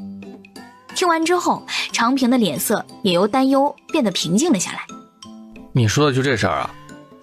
啥叫就这点事儿啊？8万两银子呢，多吓人呢！啊，挺吓人的。你不震惊吗？阿奴疑惑地望着常平，咋瞅常平大哥这么平淡呢？好像一点也不惊讶似的。震惊啊，我也可震惊了。那啥，没啥事，我先出去了，你也抓紧出去吃饭吧。常平开门走了出去。8万两银子还值得他震惊啊？跟在世子身边这么多年，上百万两银子从手里过，那都是常有的事儿。8万两银子算什么呀？阿奴看着他，这常平大哥一定是吓坏了，要不然脸上不会一点表情都没有的。来到世子的房间，见桌上饭菜都已经摆好了，世子正沉着脸在那坐着，还不满地瞪着他。世子，你还生气呢？不是跟你说了，不能跟外人说吗？说啥呀？阿奴明显没听明白。我不是跟你说过那8万两银子的事情不能跟外人说吗？哦，你说那事儿啊？我也没跟外人说呀，我就跟长平大哥说了，他又不是外人。娄玄义无语，看来往后有什么重要的事情还真不能跟他说。正想着，长平从外面走了进来。世子，三少奶奶来了。娄玄义一愣，其实还真没想起来这三少奶奶是谁。等沈嫣然从外面走进来时，才想起了是他。大哥。沈嫣然俯了俯身子。三弟妹怎么这个时候过来了？娄玄义的语气里带着明显的不满。大哥勿怪，嫣然也是有急事才这么晚过来打扰的。说吧。娄玄义转身坐了下来。大哥，这么晚过来打扰你，我也是实在没办法。如今夫君伤重，宫里的大夫也给瞧过了，始终成效不大，这才来求助大哥的。你太高看我了。大哥，我听人说薛神医和你交情不错，今日过来就是想与你说一声，看能不能请薛神医过来帮夫君治治病。你听谁说的？娄玄义双眼微眯。我是听薛神医救过的一个病人说的。沈嫣然眼里闪过一抹唏嘘。三弟妹说笑了，我和薛神医也不过是有几面之缘而已，怎么有资格能请得动他老人家？既然如此，那我就先回去了。正要转身离开，突然间就往阿奴的身上一撞，手上的镯子直接掉在了地上。哎呀，我的镯子！阿奴怎么也没想到沈嫣然会故技重施，瞧着地上碎掉的镯子，整个人都傻了。世子，这真不是我撞的。不是你们撞的还能是谁撞的？难不成这镯子是自己掉地上的？沈嫣然的婢女兰芝气呼呼地瞪着阿奴。这可是我母亲留给我的遗物，你怎么这么狠心呢？沈嫣然眼里含泪，委屈巴巴地看向了娄玄义。大哥，这贱婢撞坏了我的镯子，竟然还不承认。你母亲留给你的遗物还真是多呀。娄玄义挑了挑眼皮，连那镯子看都没看一眼，就又继续低头喝茶了。是，母亲在世时很是疼我，给我准备了不少嫁妆，这镯子也是其中的一个。是三少奶奶没保护好自己镯子，这事与你无关。上次的事情给阿奴造成了不小的打击，相当长的一段时间，他做什么都是畏手畏脚的。他绝不会让上次的事情再次重现。阿奴一愣，懵逼地望着娄玄义。世子这话是啥意思？咋有点蒙圈了呢？大哥，你说什么？他不可置信地望着娄玄义，他这话是什么意思？你都没把自己的东西护好，弄坏了怨谁？大哥，你怎么能这么说呢？明明是这贱婢把我镯子撞坏的。阿奴站那儿动都没动，怎么可能撞坏你的镯子？要撞的话，也是你撞的他。三弟妹在我府上这么诬陷我的人，是不是太不拿本世子当回事儿了？大哥这是想包庇这贱婢了吗？如果三弟妹非要这么说的话，那也无所谓。沈嫣然气得咬牙，没想到娄玄义这么不给他面子。既然大哥这么护着这贱婢，那我只能认栽了。转身气呼呼地走出了屋子。瞧着沈嫣然离开的背影，阿奴懵逼了好一阵子才回过神来。世子，这事儿就这么完了吗？不然呢？你不满意吗？娄玄义好笑地望着阿奴。满意？咋不满意呢？阿奴果断点头，一个铜板都没赔，有啥不满意的？那你傻乎乎地瞪着我看干什么？世子，我有点想不通。有什么想不通的？就是为啥这次你没像上次那么骂我呀？也没有赔给沈嫣然1万两银子啊？这次跟上次不一样。那个时候他只把这丫头当成一个取乐子的宠物，在他心里没什么位置，只是觉得好玩而已。更何况他如今在自己心里的位置不一样了，就更不可能让他受委屈了。咋不一样了？我说不一样就不一样。世子，你就跟我说说呗，到底哪儿不一样了？我咋没看出来呢？娄玄义无语，是在他心里不一样了，能看出来才怪呢。瞧着阿奴还直直地盯着自己，放下茶杯，戳了戳他的脑门子。说了你也不明白。不早了，赶紧回去睡觉。咋可能呢？世子，你跟我说我就能听明白。你还有完没完了？不睡觉我还睡觉呢。娄玄义站起身，回了自己屋子。说了就跟你能懂似的。第二天一早，马车一停到京都府门口，二人下了马车，刚一进院子，乔国栋和耿师爷就迎了上来。大人，你们这是？娄玄义装模作样的望着他们脸上红肿的大巴掌印。说来惭愧，我们这是一场意外。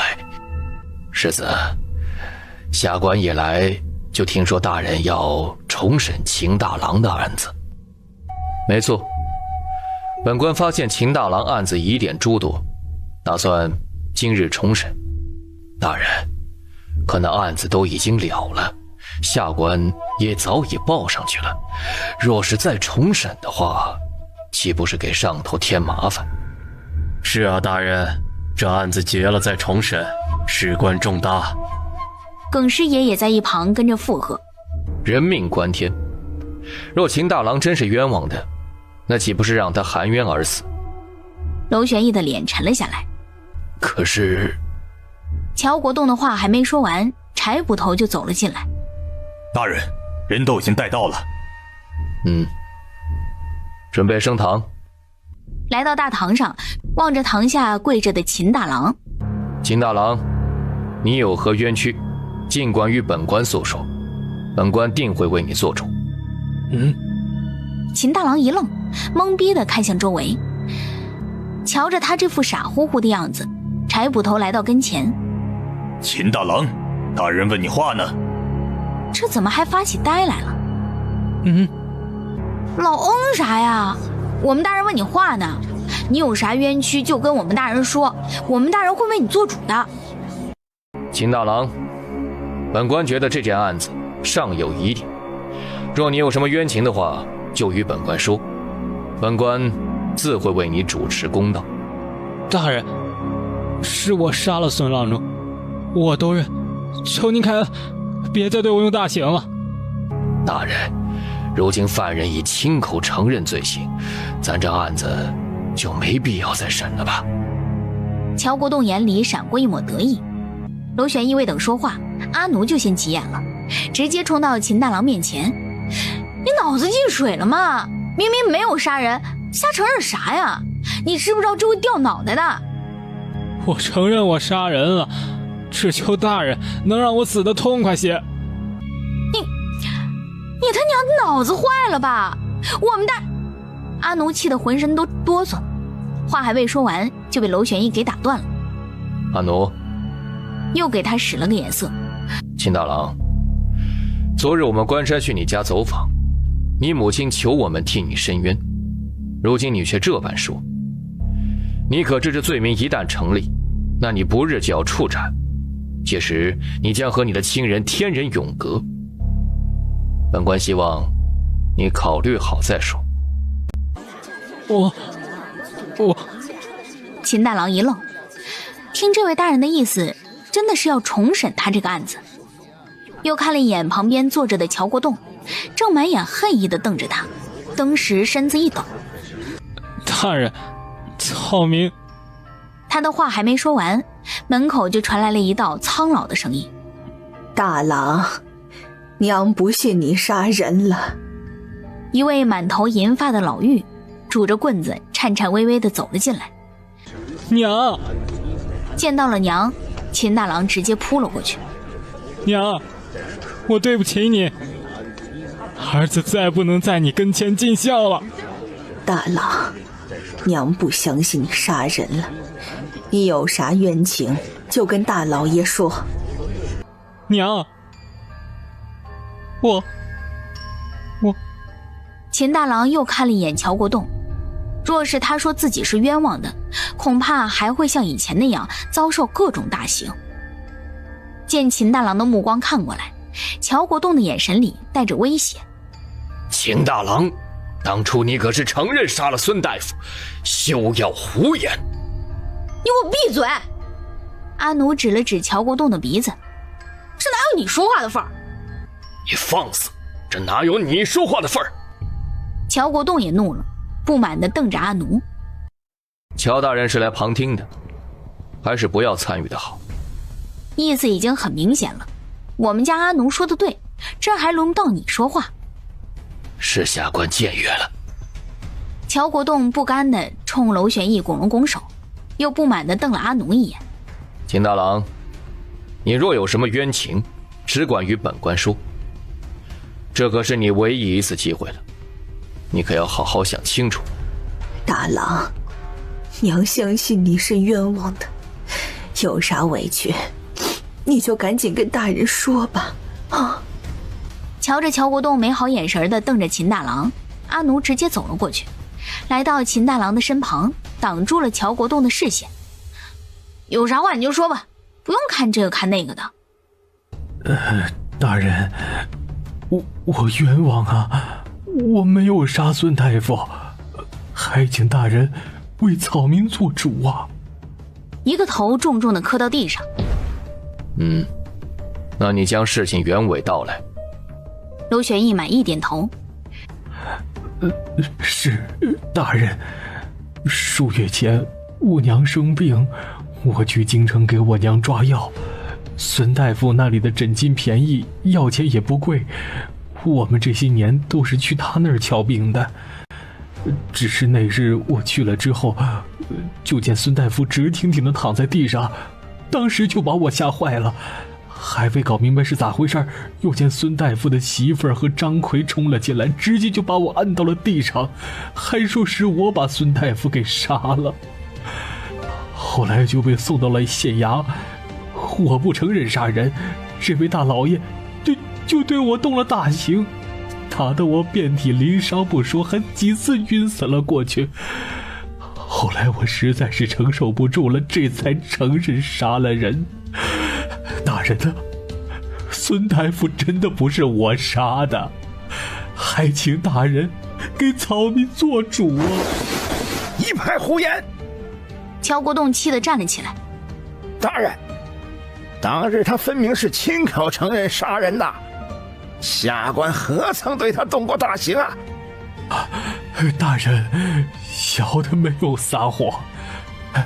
您瞧瞧，这伤都是大刑留下的。还不止这些，这里还有呢。秦大郎转过了身子，掀起后背的衣服，又将裤子往下退了退，露出了打板子时留下的伤口，即便到现在还有的地方在流着脓水，可想而知当时打得有多重。儿啊，我的儿啊！大人，这秦大郎性子很不讨人喜呀，所以在监狱里时常被那些囚犯殴打。他身上这些伤啊，都是那些囚犯所打，可并非在下动用大刑所致啊！不是的，我这身上的伤真的是……秦大郎正想继续为自己辩驳，就被娄玄义给打断了。好了，这件事情暂且不说。转头又看向了柴捕头，将孙氏他们带进来。是。柴捕头走了出去，很快就带了一男一女2个人回来。民夫拜见大人。草民拜见大人。2人同时跪了下来。你先把张奎带进去。娄玄义看向了那妇人。大人。孙氏的话还未说出口，就被娄玄义打断了。等一下。娄玄义又看向了柴捕头。你先把张奎带进去。瞧着他们2人老眉来眼去的，指不定在商量着什么呢，还是单独询问的好。是。柴捕头点头，将张奎又带了下去。孙氏，你可以说了。是。孙氏点头，按照以前商量好的说了出来。大人，那日民夫在屋子里做针线活，就听到了张奎的呼唤声，便放下手中的针线，匆忙地赶去了药房。就见夫君直挺挺地躺在地上，张奎按着秦大郎，还说是他杀了夫君，这才将他送去了县衙的。你胡说！那日分明是你们二人一同从后院冲过来的。秦大郎指着孙氏的鼻子：“我才没有胡说！你这个杀人犯害了我的夫君，你怎么不去死？”我……秦大郎还想再替自己辩解，又被娄玄义给打断了。好了，把孙氏带下去，再把张奎带上来。孙氏被带了下去，没过一会儿，又把张奎给带了上来。张奎，你是做什么的？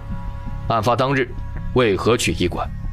回大人，草民是屠夫，在那条街的街尾有一家卖肉的铺子，和孙大夫是多年的好友，我们经常在一起喝茶聊天。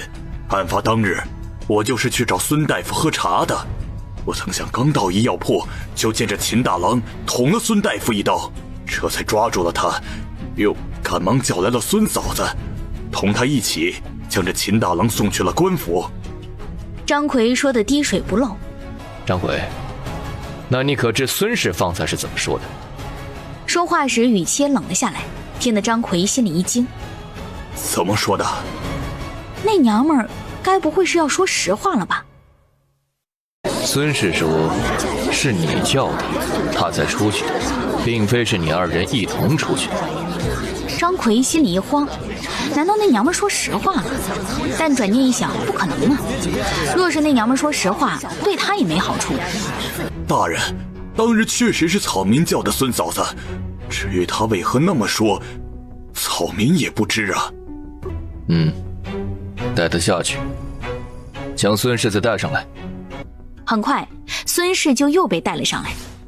大人，孙氏恭敬地跪了下来。大胆孙氏，你竟敢欺瞒本官！大人息怒，民妇不曾有欺瞒过大人。孙氏，张奎已经招了，说孙郎中从不喝茶，他们也不是什么茶友，当日之事皆是你们二人所为，还不快从实招来！大人，民妇冤枉啊！夫君真的不是我杀的。那你还不快从实招来？若再有谎话，休怪本官大刑伺候。娄玄义再次拍响了惊堂木。是，大人，我都招。大人，我夫君是张奎杀的，真的跟我没关系啊。那他为何杀你夫君？娄玄义还是沉着脸，但心里是得意的。这孙氏总算是开口了。大人，那日张奎来找民妇，不曾想当家的中途回来，被他看到，当时就跟张奎厮打在了一起。张奎的脾气暴，一刀就捅在了当家的身上。说完又看向了秦大郎，正好他来瞧病，就把这事儿赖在了他的身上。你简直没有人性！传张奎。是。很快，张奎就被带了上来。张奎，孙氏说你们苟且被孙郎中撞见，杀了他，又嫁祸给秦大郎，还不快如实招来！孙郎中，是我跟孙氏一起杀的。你放屁！是你拿刀捅了我当家的，跟我有啥关系啊？孙氏愤怒地瞪着张奎，别想拉他下水。跟你啥关系？哼！我是你让我赶紧动手的吗？要不然我也不会拿刀捅他。那也是你逼我的。大人，我夫君就是张奎杀的。大人，是这奸夫让我杀的，他还帮着我控制孙郎中，要不然我也杀不了他呀。张奎和孙氏狗咬狗地掐了起来，众人都站在一旁默默地不作声听着。住口！你二人不知廉耻被撞见，又杀人灭口，如今证据确凿，3日后处斩。拿起令签丢了下去。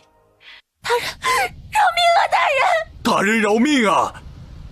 二人一个劲儿地磕头，但怎么可能有用呢？拖下去。是。几名衙役走了上来，将二人拖了下去。瞧着堂上跪着的秦大郎和他满头白发的老母，娄玄义犹豫了一下。秦大郎，此案已经明了，你并非真凶。从今日起，你便无罪释放。未能查清案情是官府的过错，先将孙郎中的药房还有家产补偿给你，你可有异议？瞧着秦大郎还傻呵呵的在那跪着，阿奴急得跑了过去。你傻了？咋不说话呢？就是要跟个木头桩子似的在那杵着。啊？啥呀？我们大人说你无罪释放了，还把孙郎中家的家产给你当补偿了，你就不能说句话吗？谢青天大老爷还我儿清白。下了大堂之后，娄玄义就把乔国栋叫到了跟前来。大人，此案是下官一时疏忽，还请大人看在下官经验不足的份上，给下官一次改过自新的机会。此事本官会如实上报，乔大人没必要跟本官说这些。是。乔国栋勉强地扯了扯嘴角，看来这娄玄义是下定决心要跟他作对了。乔大人，昨日我查了一下账册，有8万两银子对不上，还请乔大人给解释一下。娄玄义指了指旁边的那堆账册。许是下面的人记得不够清楚，我这就派人查一下。好，那本官等着。娄玄义扯了扯嘴角，他倒要看看这乔国栋是怎么把这些账给抹平的。见乔国栋走了之后，阿奴好奇地凑了过来。世子，你就这么让他给走了？不然呢？阿奴，这种事情是需要往上报的。莫言也笑了笑，一看阿奴这样子，恨不得直接就把乔国栋给打死了。那可是朝廷命官，怎么可能像对待那些劫匪一样？哎呀，我还得去趟茅厕。你不是已经去过了吗？娄玄义没好眼神地瞪着他。哎呀，我还得去一趟。阿奴捂着肚子就跑了。阿奴蹲了好一阵子，感觉肠子里东西都倒干净了，这才感觉舒服了不少。隔壁就传来了说话声。你说的那个能行吗？我瞧着新来的这位娄大人可不是善茬子。阿奴仔细一听，啥情况？咋感觉他们说的像是世子呢？竖起耳朵听了起来。我心里也没底，觉得那位乔大人挺不好惹的，可这是乔大人的意思，咱们也不敢违背呀。也是，可我这心里老觉得慌慌的，千万别把咱们给牵连了。另一个婆子也跟着点头。瞧着那2个婆子走了，鬼鬼祟祟的就跟在了后头，一直来到了厨房，见他们又凑在一块蛐蛐了起来。你们说啥呢？厨娘徐妈也凑了过来。老徐，你说乔大人说的能行吗？哎呦，我也怕这个呢。哎，你们说啥呢？一个中年汉子也走了过来。老四，乔大人没跟你说你那事儿？徐妈看向了王老四。我这不也犯愁呢吗？哎，你说咱跟那新来的大人也没仇啊，若是这么说了，那不是坑人家吗？就是，而且我瞅咱这新来的大人可不是个善茬子，这事儿万一漏了，那咱们可遭殃了。徐妈眉头皱到了一块儿。可不是咋的，你们说这可咋整啊？听着他们没头没脑的这些话，把阿奴都急坏了。娄玄义正在屋子里翻看着以前的卷宗，一壶茶都喝没了，也没见阿奴回来。阿奴怎么还没回来？又往外瞧了一眼。要不我去看看？莫言起身转身走了出去，没用多久就回来了。世子，阿奴没有在茅房。没在茅房。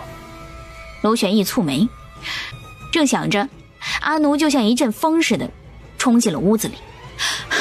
世子，大事不好了，你要摊上大事了。摊什么大事了？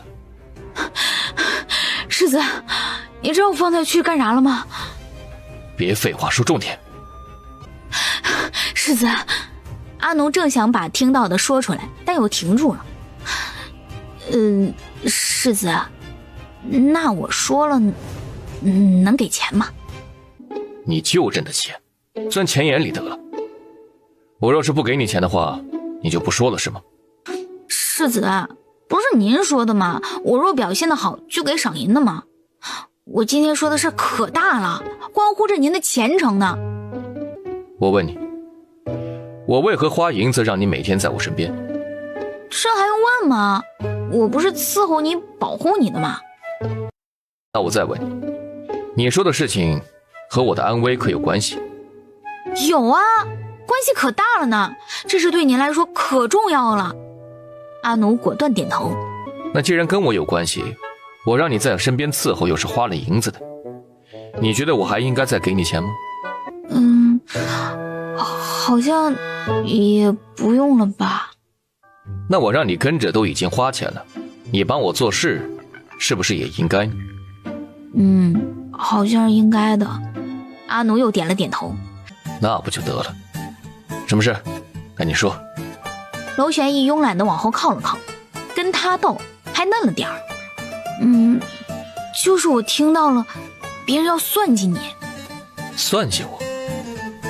你都听到什么了？就是我刚才去茅房的时候听到他们说。阿奴就把之前听到的事情和娄玄义详细地说了一遍，但已经没有之前的精神头了，毕竟没有银子赚了，想高兴也高兴不起来了。但娄玄义可不一样了，听了阿奴的话，脸色顿时就沉了下来。把这些账本送回去吧，可得让人看好了。如果没猜错的话，很快就会有人在这些账本上做手脚的。是。莫隐点头，立马就明白了世子的意思。等忙活完这一切，就已经到了下衙的时间。瞧着阿奴无精打采的样子回来了，常平是一脸的好奇。这是咋的了？没咋的。阿奴又叹了口气，懒得说话了，转身就进了屋子，看得常平一脸懵。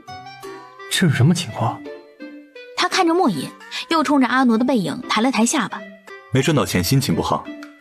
莫隐弯起了嘴角，估计这丫头应该会郁闷好一阵子了。到底怎么回事啊？常平也来了精神头，看来真是有事儿了。哈奴今日又立功了。他就把之前的事情详细的说了一遍，听得常平眉头也皱了起来。这世子也真是的，看我作甚？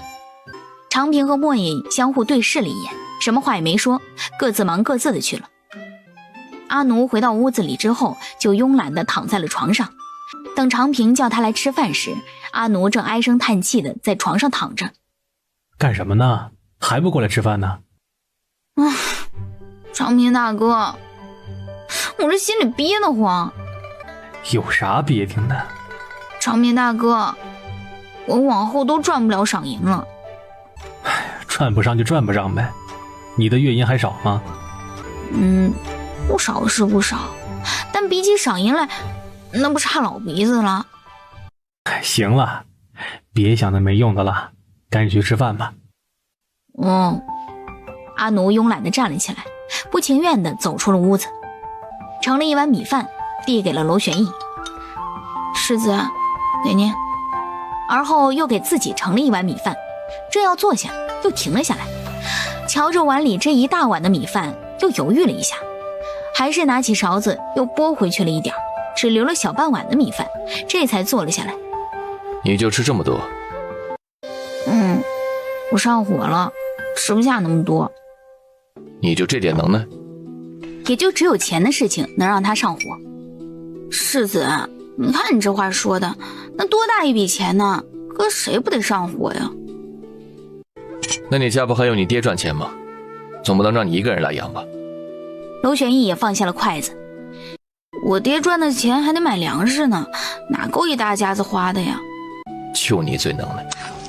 娄玄义又拿起了筷子，懒得和他说话，听他说话来气。我吃完了，世子，你慢慢吃吧。转身走了出去，本想回自己屋子的，可一想起一会儿还得给世子打洗漱水，还是在门口的台阶上坐了下来。瞧着那丫头在外面一个劲儿的唉声叹气，长平走了出去。老哎呀哎呀干啥呀？好像出了多大事似的。来到跟前坐了下来。这事还小吗？这事对他来说那可是天大的事儿了。长平大哥，你知道棉花多少钱一斤吗？你问这个干啥呀？我爹娘他们的被子和棉衣都是草絮的，我想今年给他们换成棉花的，省得他们手脚冻出冻疮了，到春天啥时候都不愿意好。草絮的？长平愣住了。你知道哪里卖的棉花便宜吗？阿奴眼巴巴地望着长平。那成，我有空给你打听打听。长平的鼻子有点酸，难怪这丫头一门心思的赚钱，这家里也真是太穷了。长平大哥，你就帮我问那种最便宜的就成，我手里就6两银子，太贵了我买不起。好。长平点头，又看了一眼娄玄义的屋子，世子也真是的，把这丫头都难为成啥样了。次日一早，世子，我不得劲儿，肚子老疼了。肚子疼？怎么会？娄玄义的话还没说完，一下子就想起来了。你来小日子了？我肚子老疼了。世子，我今天还能跟你去上朝吗？都这样了还上什么朝啊？阿奴捂着肚子回了自己房间，趴到床上开始继续补觉，结果睡得正香时就听到外面有动静。阿奴在吗？抱着汤婆子正要出去，这眼皮就突突跳了起来。伸手摸了摸，该不会是又有啥事儿吧？不行，还是先补一卦，要不然心里没底。从兜里掏出了3个铜板，嘴里开始默叨了起来。结果丢出去一看，顿时嘴角吓得一抽抽。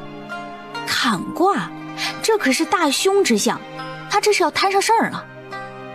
跑到门口竖着耳朵听了听，也不知道是谁来找他。是兰芝姑娘啊，有什么事儿吗？长平从屋子里走了出来。阿奴呢？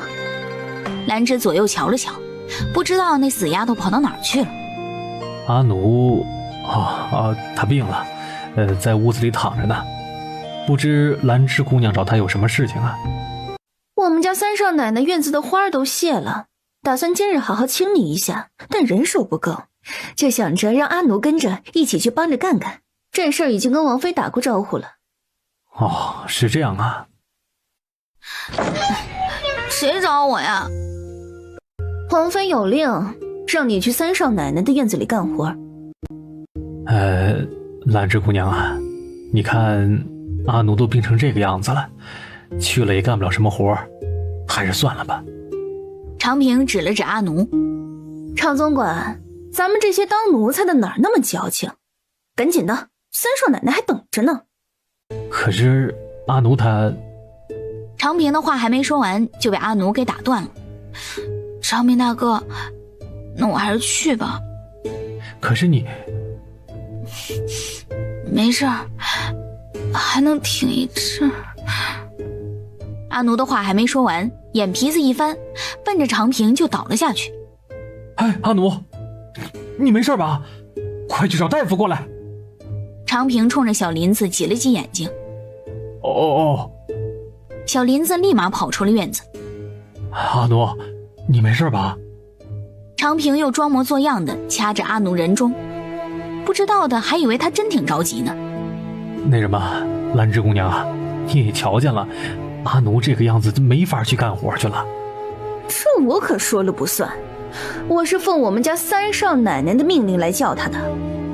兰芝不满地瞪着阿奴，三少奶奶给他安排了那么一场大戏，可就等着他去呢。那他都这样了还怎么去啊？难不成把人抬过去啊？那等一会儿让大夫先瞧瞧，若是没什么事的话，再让他过去吧。瞧着兰芝走没影了，长平这才嫌弃地看向了阿奴。别装了，人都走没影了。长平大哥，你咋知道我是装晕的呢？就你那演技，还能瞒得了我？那兰芝该不会也看出来了吧？阿奴又担心地往外面看了一眼。不会的，你今儿个这脑子转得还挺快的。若是这丫头像以往那样傻乎乎地跟着去了，自己还真不知道该如何是好。那当然了，我要是跟她去，没好了。啥意思啊？之前听到动静，我这眼皮就跳得厉害，就给自己补了一卦。大凶之兆，老危险了。我说真跟他走了，都不一定能活着回来。你说我能去吗？真的？阿奴，要不你出去躲躲吧。若是三少奶奶真的想算计这丫头，估计这一会儿还会过来的。躲躲？有那么严重吗？阿奴疑惑地望着长平，这不都把他糊弄过去了吗？保险起见，你还是先躲躲吧。如今世子不在家，三少奶奶若是拿身份压着他的话，他还真不一定能护得住这丫头。也成，那我回家瞅瞅，正好趁着这机会回家看看。而此刻，沈嫣然正在大发雷霆。岂有此理！好不容易逮到那贱婢在府里头，才给他安排了一出大戏，没想到会出这种事情，白白折腾这么久了。不行，这心思不能白费了。起身站了起来，直接走出了院子。来到娄玄义的院子时，长平正在那比比划划的指挥着大家伙干活呢。啊，三少奶奶过来了。阿奴呢？沈嫣然左右看了看，今天一定要把那贱蹄子给弄走。回三少奶奶，阿奴被世子给叫走了。被世子叫走了？他不是身子不舒服吗？沈嫣然不满地瞪着长平。阿奴身子是不舒服，但是世子有急事，就把他给叫走了。沈嫣然气得咬牙，早一点过来好了。而此刻阿奴都已经进家门了，瞧着爹在床上坐着，还挺好奇的。爹，你咋在家呢？还没到晌午呢，爹咋先回来了？哦，今儿个不愿意动，就没出舍。爹，你咋的了？是病了吗？没啥大事啊，休息2日就好了。叶大牛又扯了扯嘴角。闺女，你咋回来了？哦，我办点事儿打着路过，就到家瞅瞅。爹，我咋觉得你身上有股子药味呢？这离近了更明显了，爹的身上有股子药味。哎呀，我这不是……叶大牛的谎话还没说完，二妮儿就回来了。娘，我卖了30个大钱，应该够给爹买药的啦。正要把手里30个铜板递给娘，就瞧见坐在床边的大姐。大姐，你咋回来了呢？你要买啥药啊？咋感觉像是有啥事儿似的？大姐，咱家的……嗨，我这也不难受啊，老买啥药买药。又冲着媳妇和二妮儿眨了眨眼。这事儿若是让大闺女知道，以她的脾气，指定会去找牛家兄弟算账的。到底咋回事啊？爹，没事就告诉我大姐吧，你还能瞒多久吗？到底是咋回事啊？闺女，咱们家的马车让人给抢走了。啥？谁抢走的？阿奴当时就怒了。就是咱们上次去牲口市场的那个牛大他们兄弟，不但把咱家马车给抢走了，还差点把咱爹给打死了。把咱爹也打了？爹差点就没命了，如今这2条腿还不知能不能保得住呢。二妮儿抹着眼泪。你们咋不去找我呢？家里发生这么大事儿，也不说赶紧去找他。你爹不想给你添麻烦。我是你们闺女，我能怕麻烦吗？这么大的事咋能不跟我说呢？哎呀，哭啥？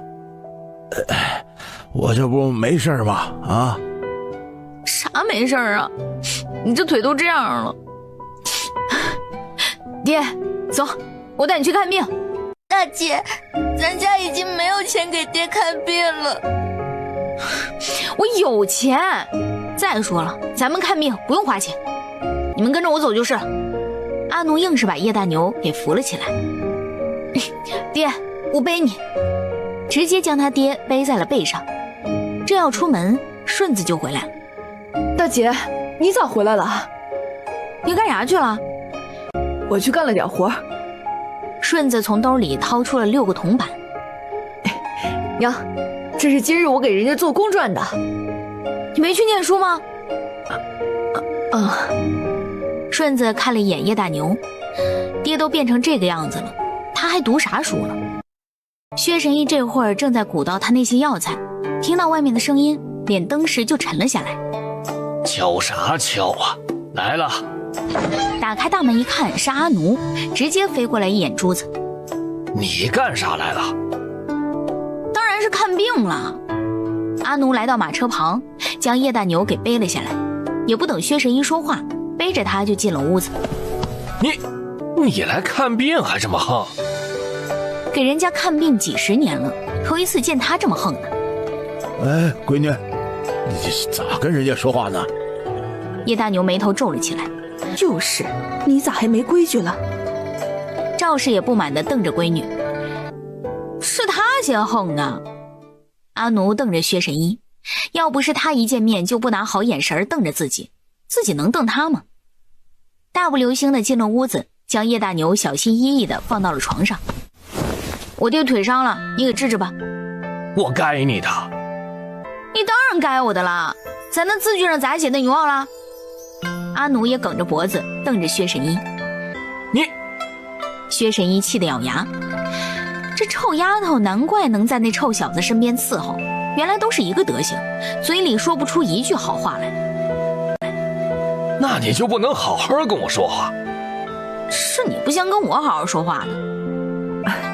老爷子，这孩子岁数小，您别跟他一样的。咋拖那么久才来呢？一看这伤口就有些日子，那我爹这腿还能治好了吗？有我在。薛神医的话还未说完，在看到阿奴眼泪汪汪时，眼珠子又转了转。够呛了。不好好吓唬他，心里这口气怎么能出呢？够呛了！你不是神医吗？咋能治不好我爹的腿呢？阿奴抹起了眼泪。我是神医，我又不是神仙。再说了，你这都多久了才来？没看都成啥样了？那要不你给我爹吃一颗回魂丹吧？你休想！啥叫我休想啊？你忘了那字据上咋写的了？我是说，那回魂丹你爹吃了也没用，那不是治腿的。那咋整啊？阿奴又抹起了眼泪。我先给他试试吧，没准儿还治好了呢。那您就费心了。阿奴扁着嘴，语气也缓和了下来。薛神医点了点头，就得吓唬吓唬他，这回老实了吧？阿奴安排好了之后，就从薛神医那儿出来了，但不是回家，而是去了城北的牲畜交易市场。我孙子还等着钱看病呢，求求你们不要把我的牛给牵走啊！你个老东西，是你先撞我的啊！让你赔头牛咋了？牛大咬牙切齿地瞪着老汉。没撞你，我真的没撞你呀！求求你别把我的牛给牵走。你说没撞就没撞啊？啊？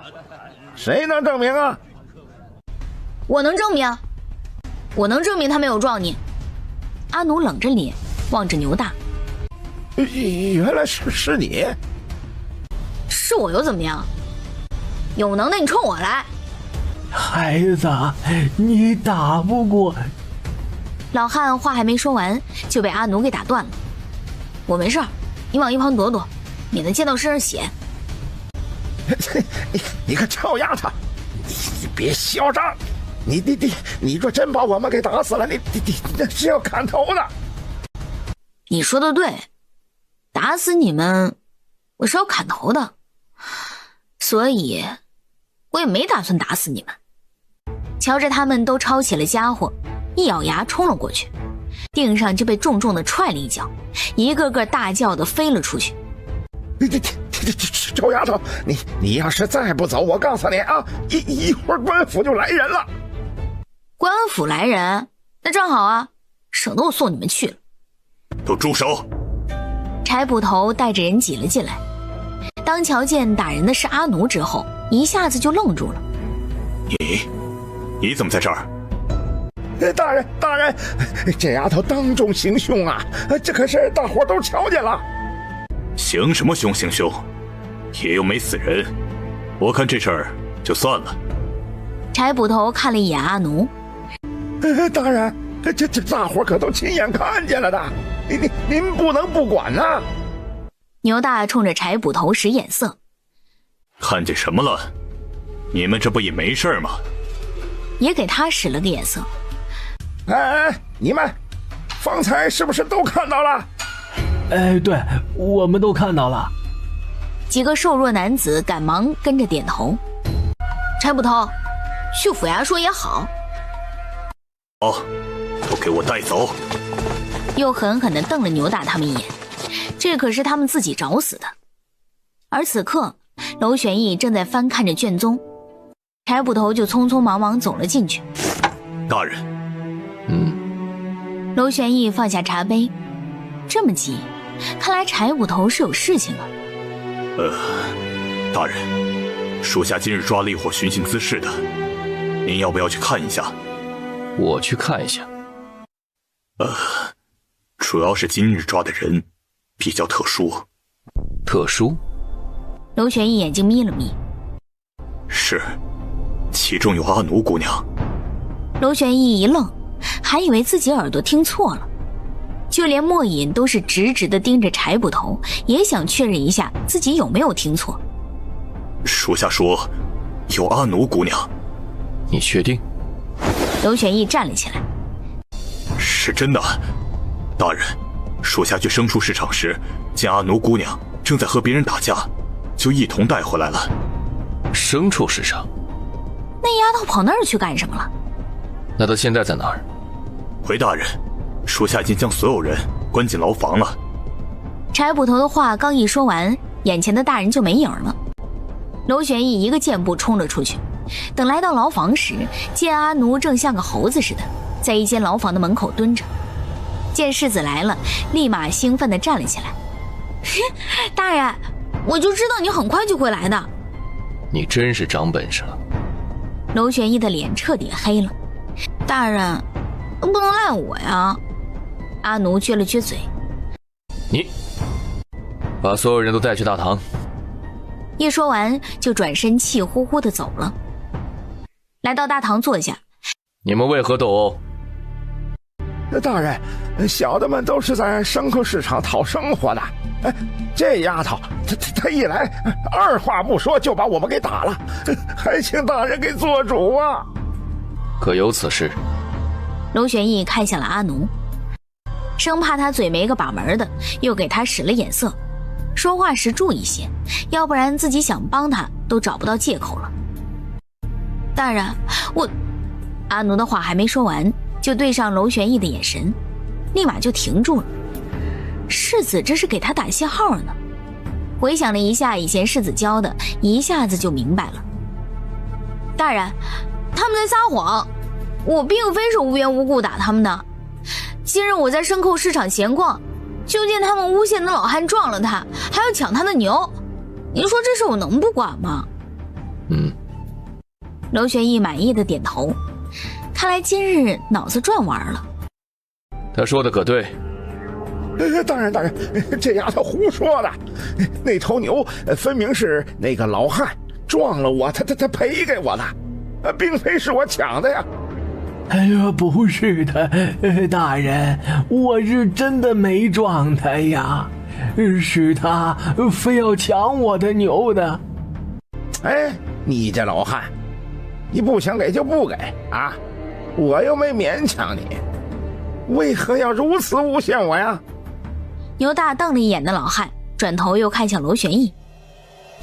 大人，当初是这老爷子他这主动要把牛赔给我的，如今他却这样说，你看，我看他一定是年龄大糊涂了。大人，还有这丫头，我们根本就不认识他呀！一来就把我们打成这个样子，这可是柴捕头亲眼瞧见的。柴捕头，他们说的可是真的？对上大人的眼神，柴捕头二话不说就摇起了头。大人，属下不曾见过阿奴姑娘打人，这牛大纯粹是一派胡言。他怎么可能说实话？除非自己不想要这差事了。我说柴捕头，你牛大震惊地望着柴捕头，以往他们配合的都挺好的，不知今日为何会这么说。牛大，你真是吃了豹子胆了，竟然连大人的亲随也敢诬陷！啊，这亲随？牛大一脸的懵逼。没错，阿奴是本官派出去调查民情的。娄玄义满意的看了柴捕头一眼，这货还算会来事儿，转头又看向阿奴。过来。是。阿奴眼里一亮，世子这是给他撑腰了。牛大，你们还有什么话要说？大人，小民无话可说，任凭大人责罚。好，看在你们诚心悔过的份上，来人。娄玄义话还没说完，就被阿奴给打断了。大人，属下还有事要禀报。说。大人，今日属下还查到牛大他们数日前把城北一位叫叶大牛的人给打了，不但抢了他家的牲口和车，人还打成了重伤，至今还卧病在床。叶大牛是？娄玄义的话还没说完就想起来了，那叶大牛不是他爹吗？可有此事？他又看向了牛大他们。回大人，确有此事，小的愿意受罚，也愿意赔偿，任凭大人做主。既然你们诚心悔过，那本官就从轻责罚，判你们每人50大板，另外将医药费和抢的马车都还给人家，你们可有异议？感动他的人50板子已经算很轻的了。草民没有异议，只能怪今日倒霉了。好，来人。娄玄义将竹签丢了过去，两旁的衙差直接扛上了几个板凳，将牛大他们按在了板凳上，抡起杀威棒开始打了起来。希望你们引以为戒，以后莫要再犯。是，谢大人开恩。瞧着他们互相搀扶着走了，阿奴心里高兴的不行。大人，你一回头人都没影了。大人，一路小跑的追了过去，等回到后院时，见世子正沉着脸在那儿坐着。世子，谢谢你哈。肚子不疼了？娄玄义瞪着阿奴，咋不疼呢？我看你不挺能耐的吗？世子，那我不也没招吗？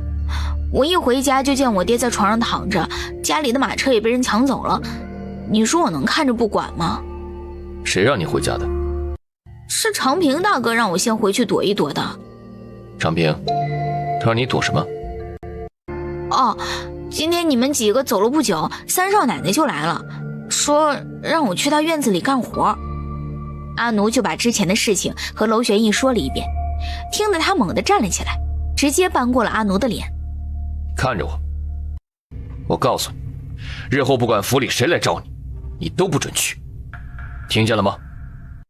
哦，我知道了，还以为多大的事儿呢，一惊一乍的，吓了他一跳。正要扭过头，就被娄玄义给扳回去了。你给我记住了，我不是在跟你开玩笑。若是你擅自跟他们去，看我不打断你的腿。我知道了，我不去，还要打折他的腿，这也太狠了吧。世子，那要是老夫人和王妃他们找我也不去，能行吗？不许去，你若去了，我就打折你的腿。娄玄义沉着脸，不能给这丫头留一丝活口，免得被人给算计了。哦，那我知道了，不去就不去呗，左一个打折腿，右一个打折腿的，吓唬他一遍就得了呗，还老说起个没完了。正想着，耿师爷就领着庄御史走了进来，旁边还跟着乔国栋。大人，庄大人来了，说是来查咱们账的。庄大人还真是稀客。又看向他身旁的乔国栋，乔大人怎么也在这儿？这是来看自己的杰作来了。哦，下官正巧在门口碰到庄大人，就跟着一同进来了。娄大人，有人举报你在任职期间大搞奢靡之风，本官特意奉命前来调查。哦，是吗？那庄大人请便。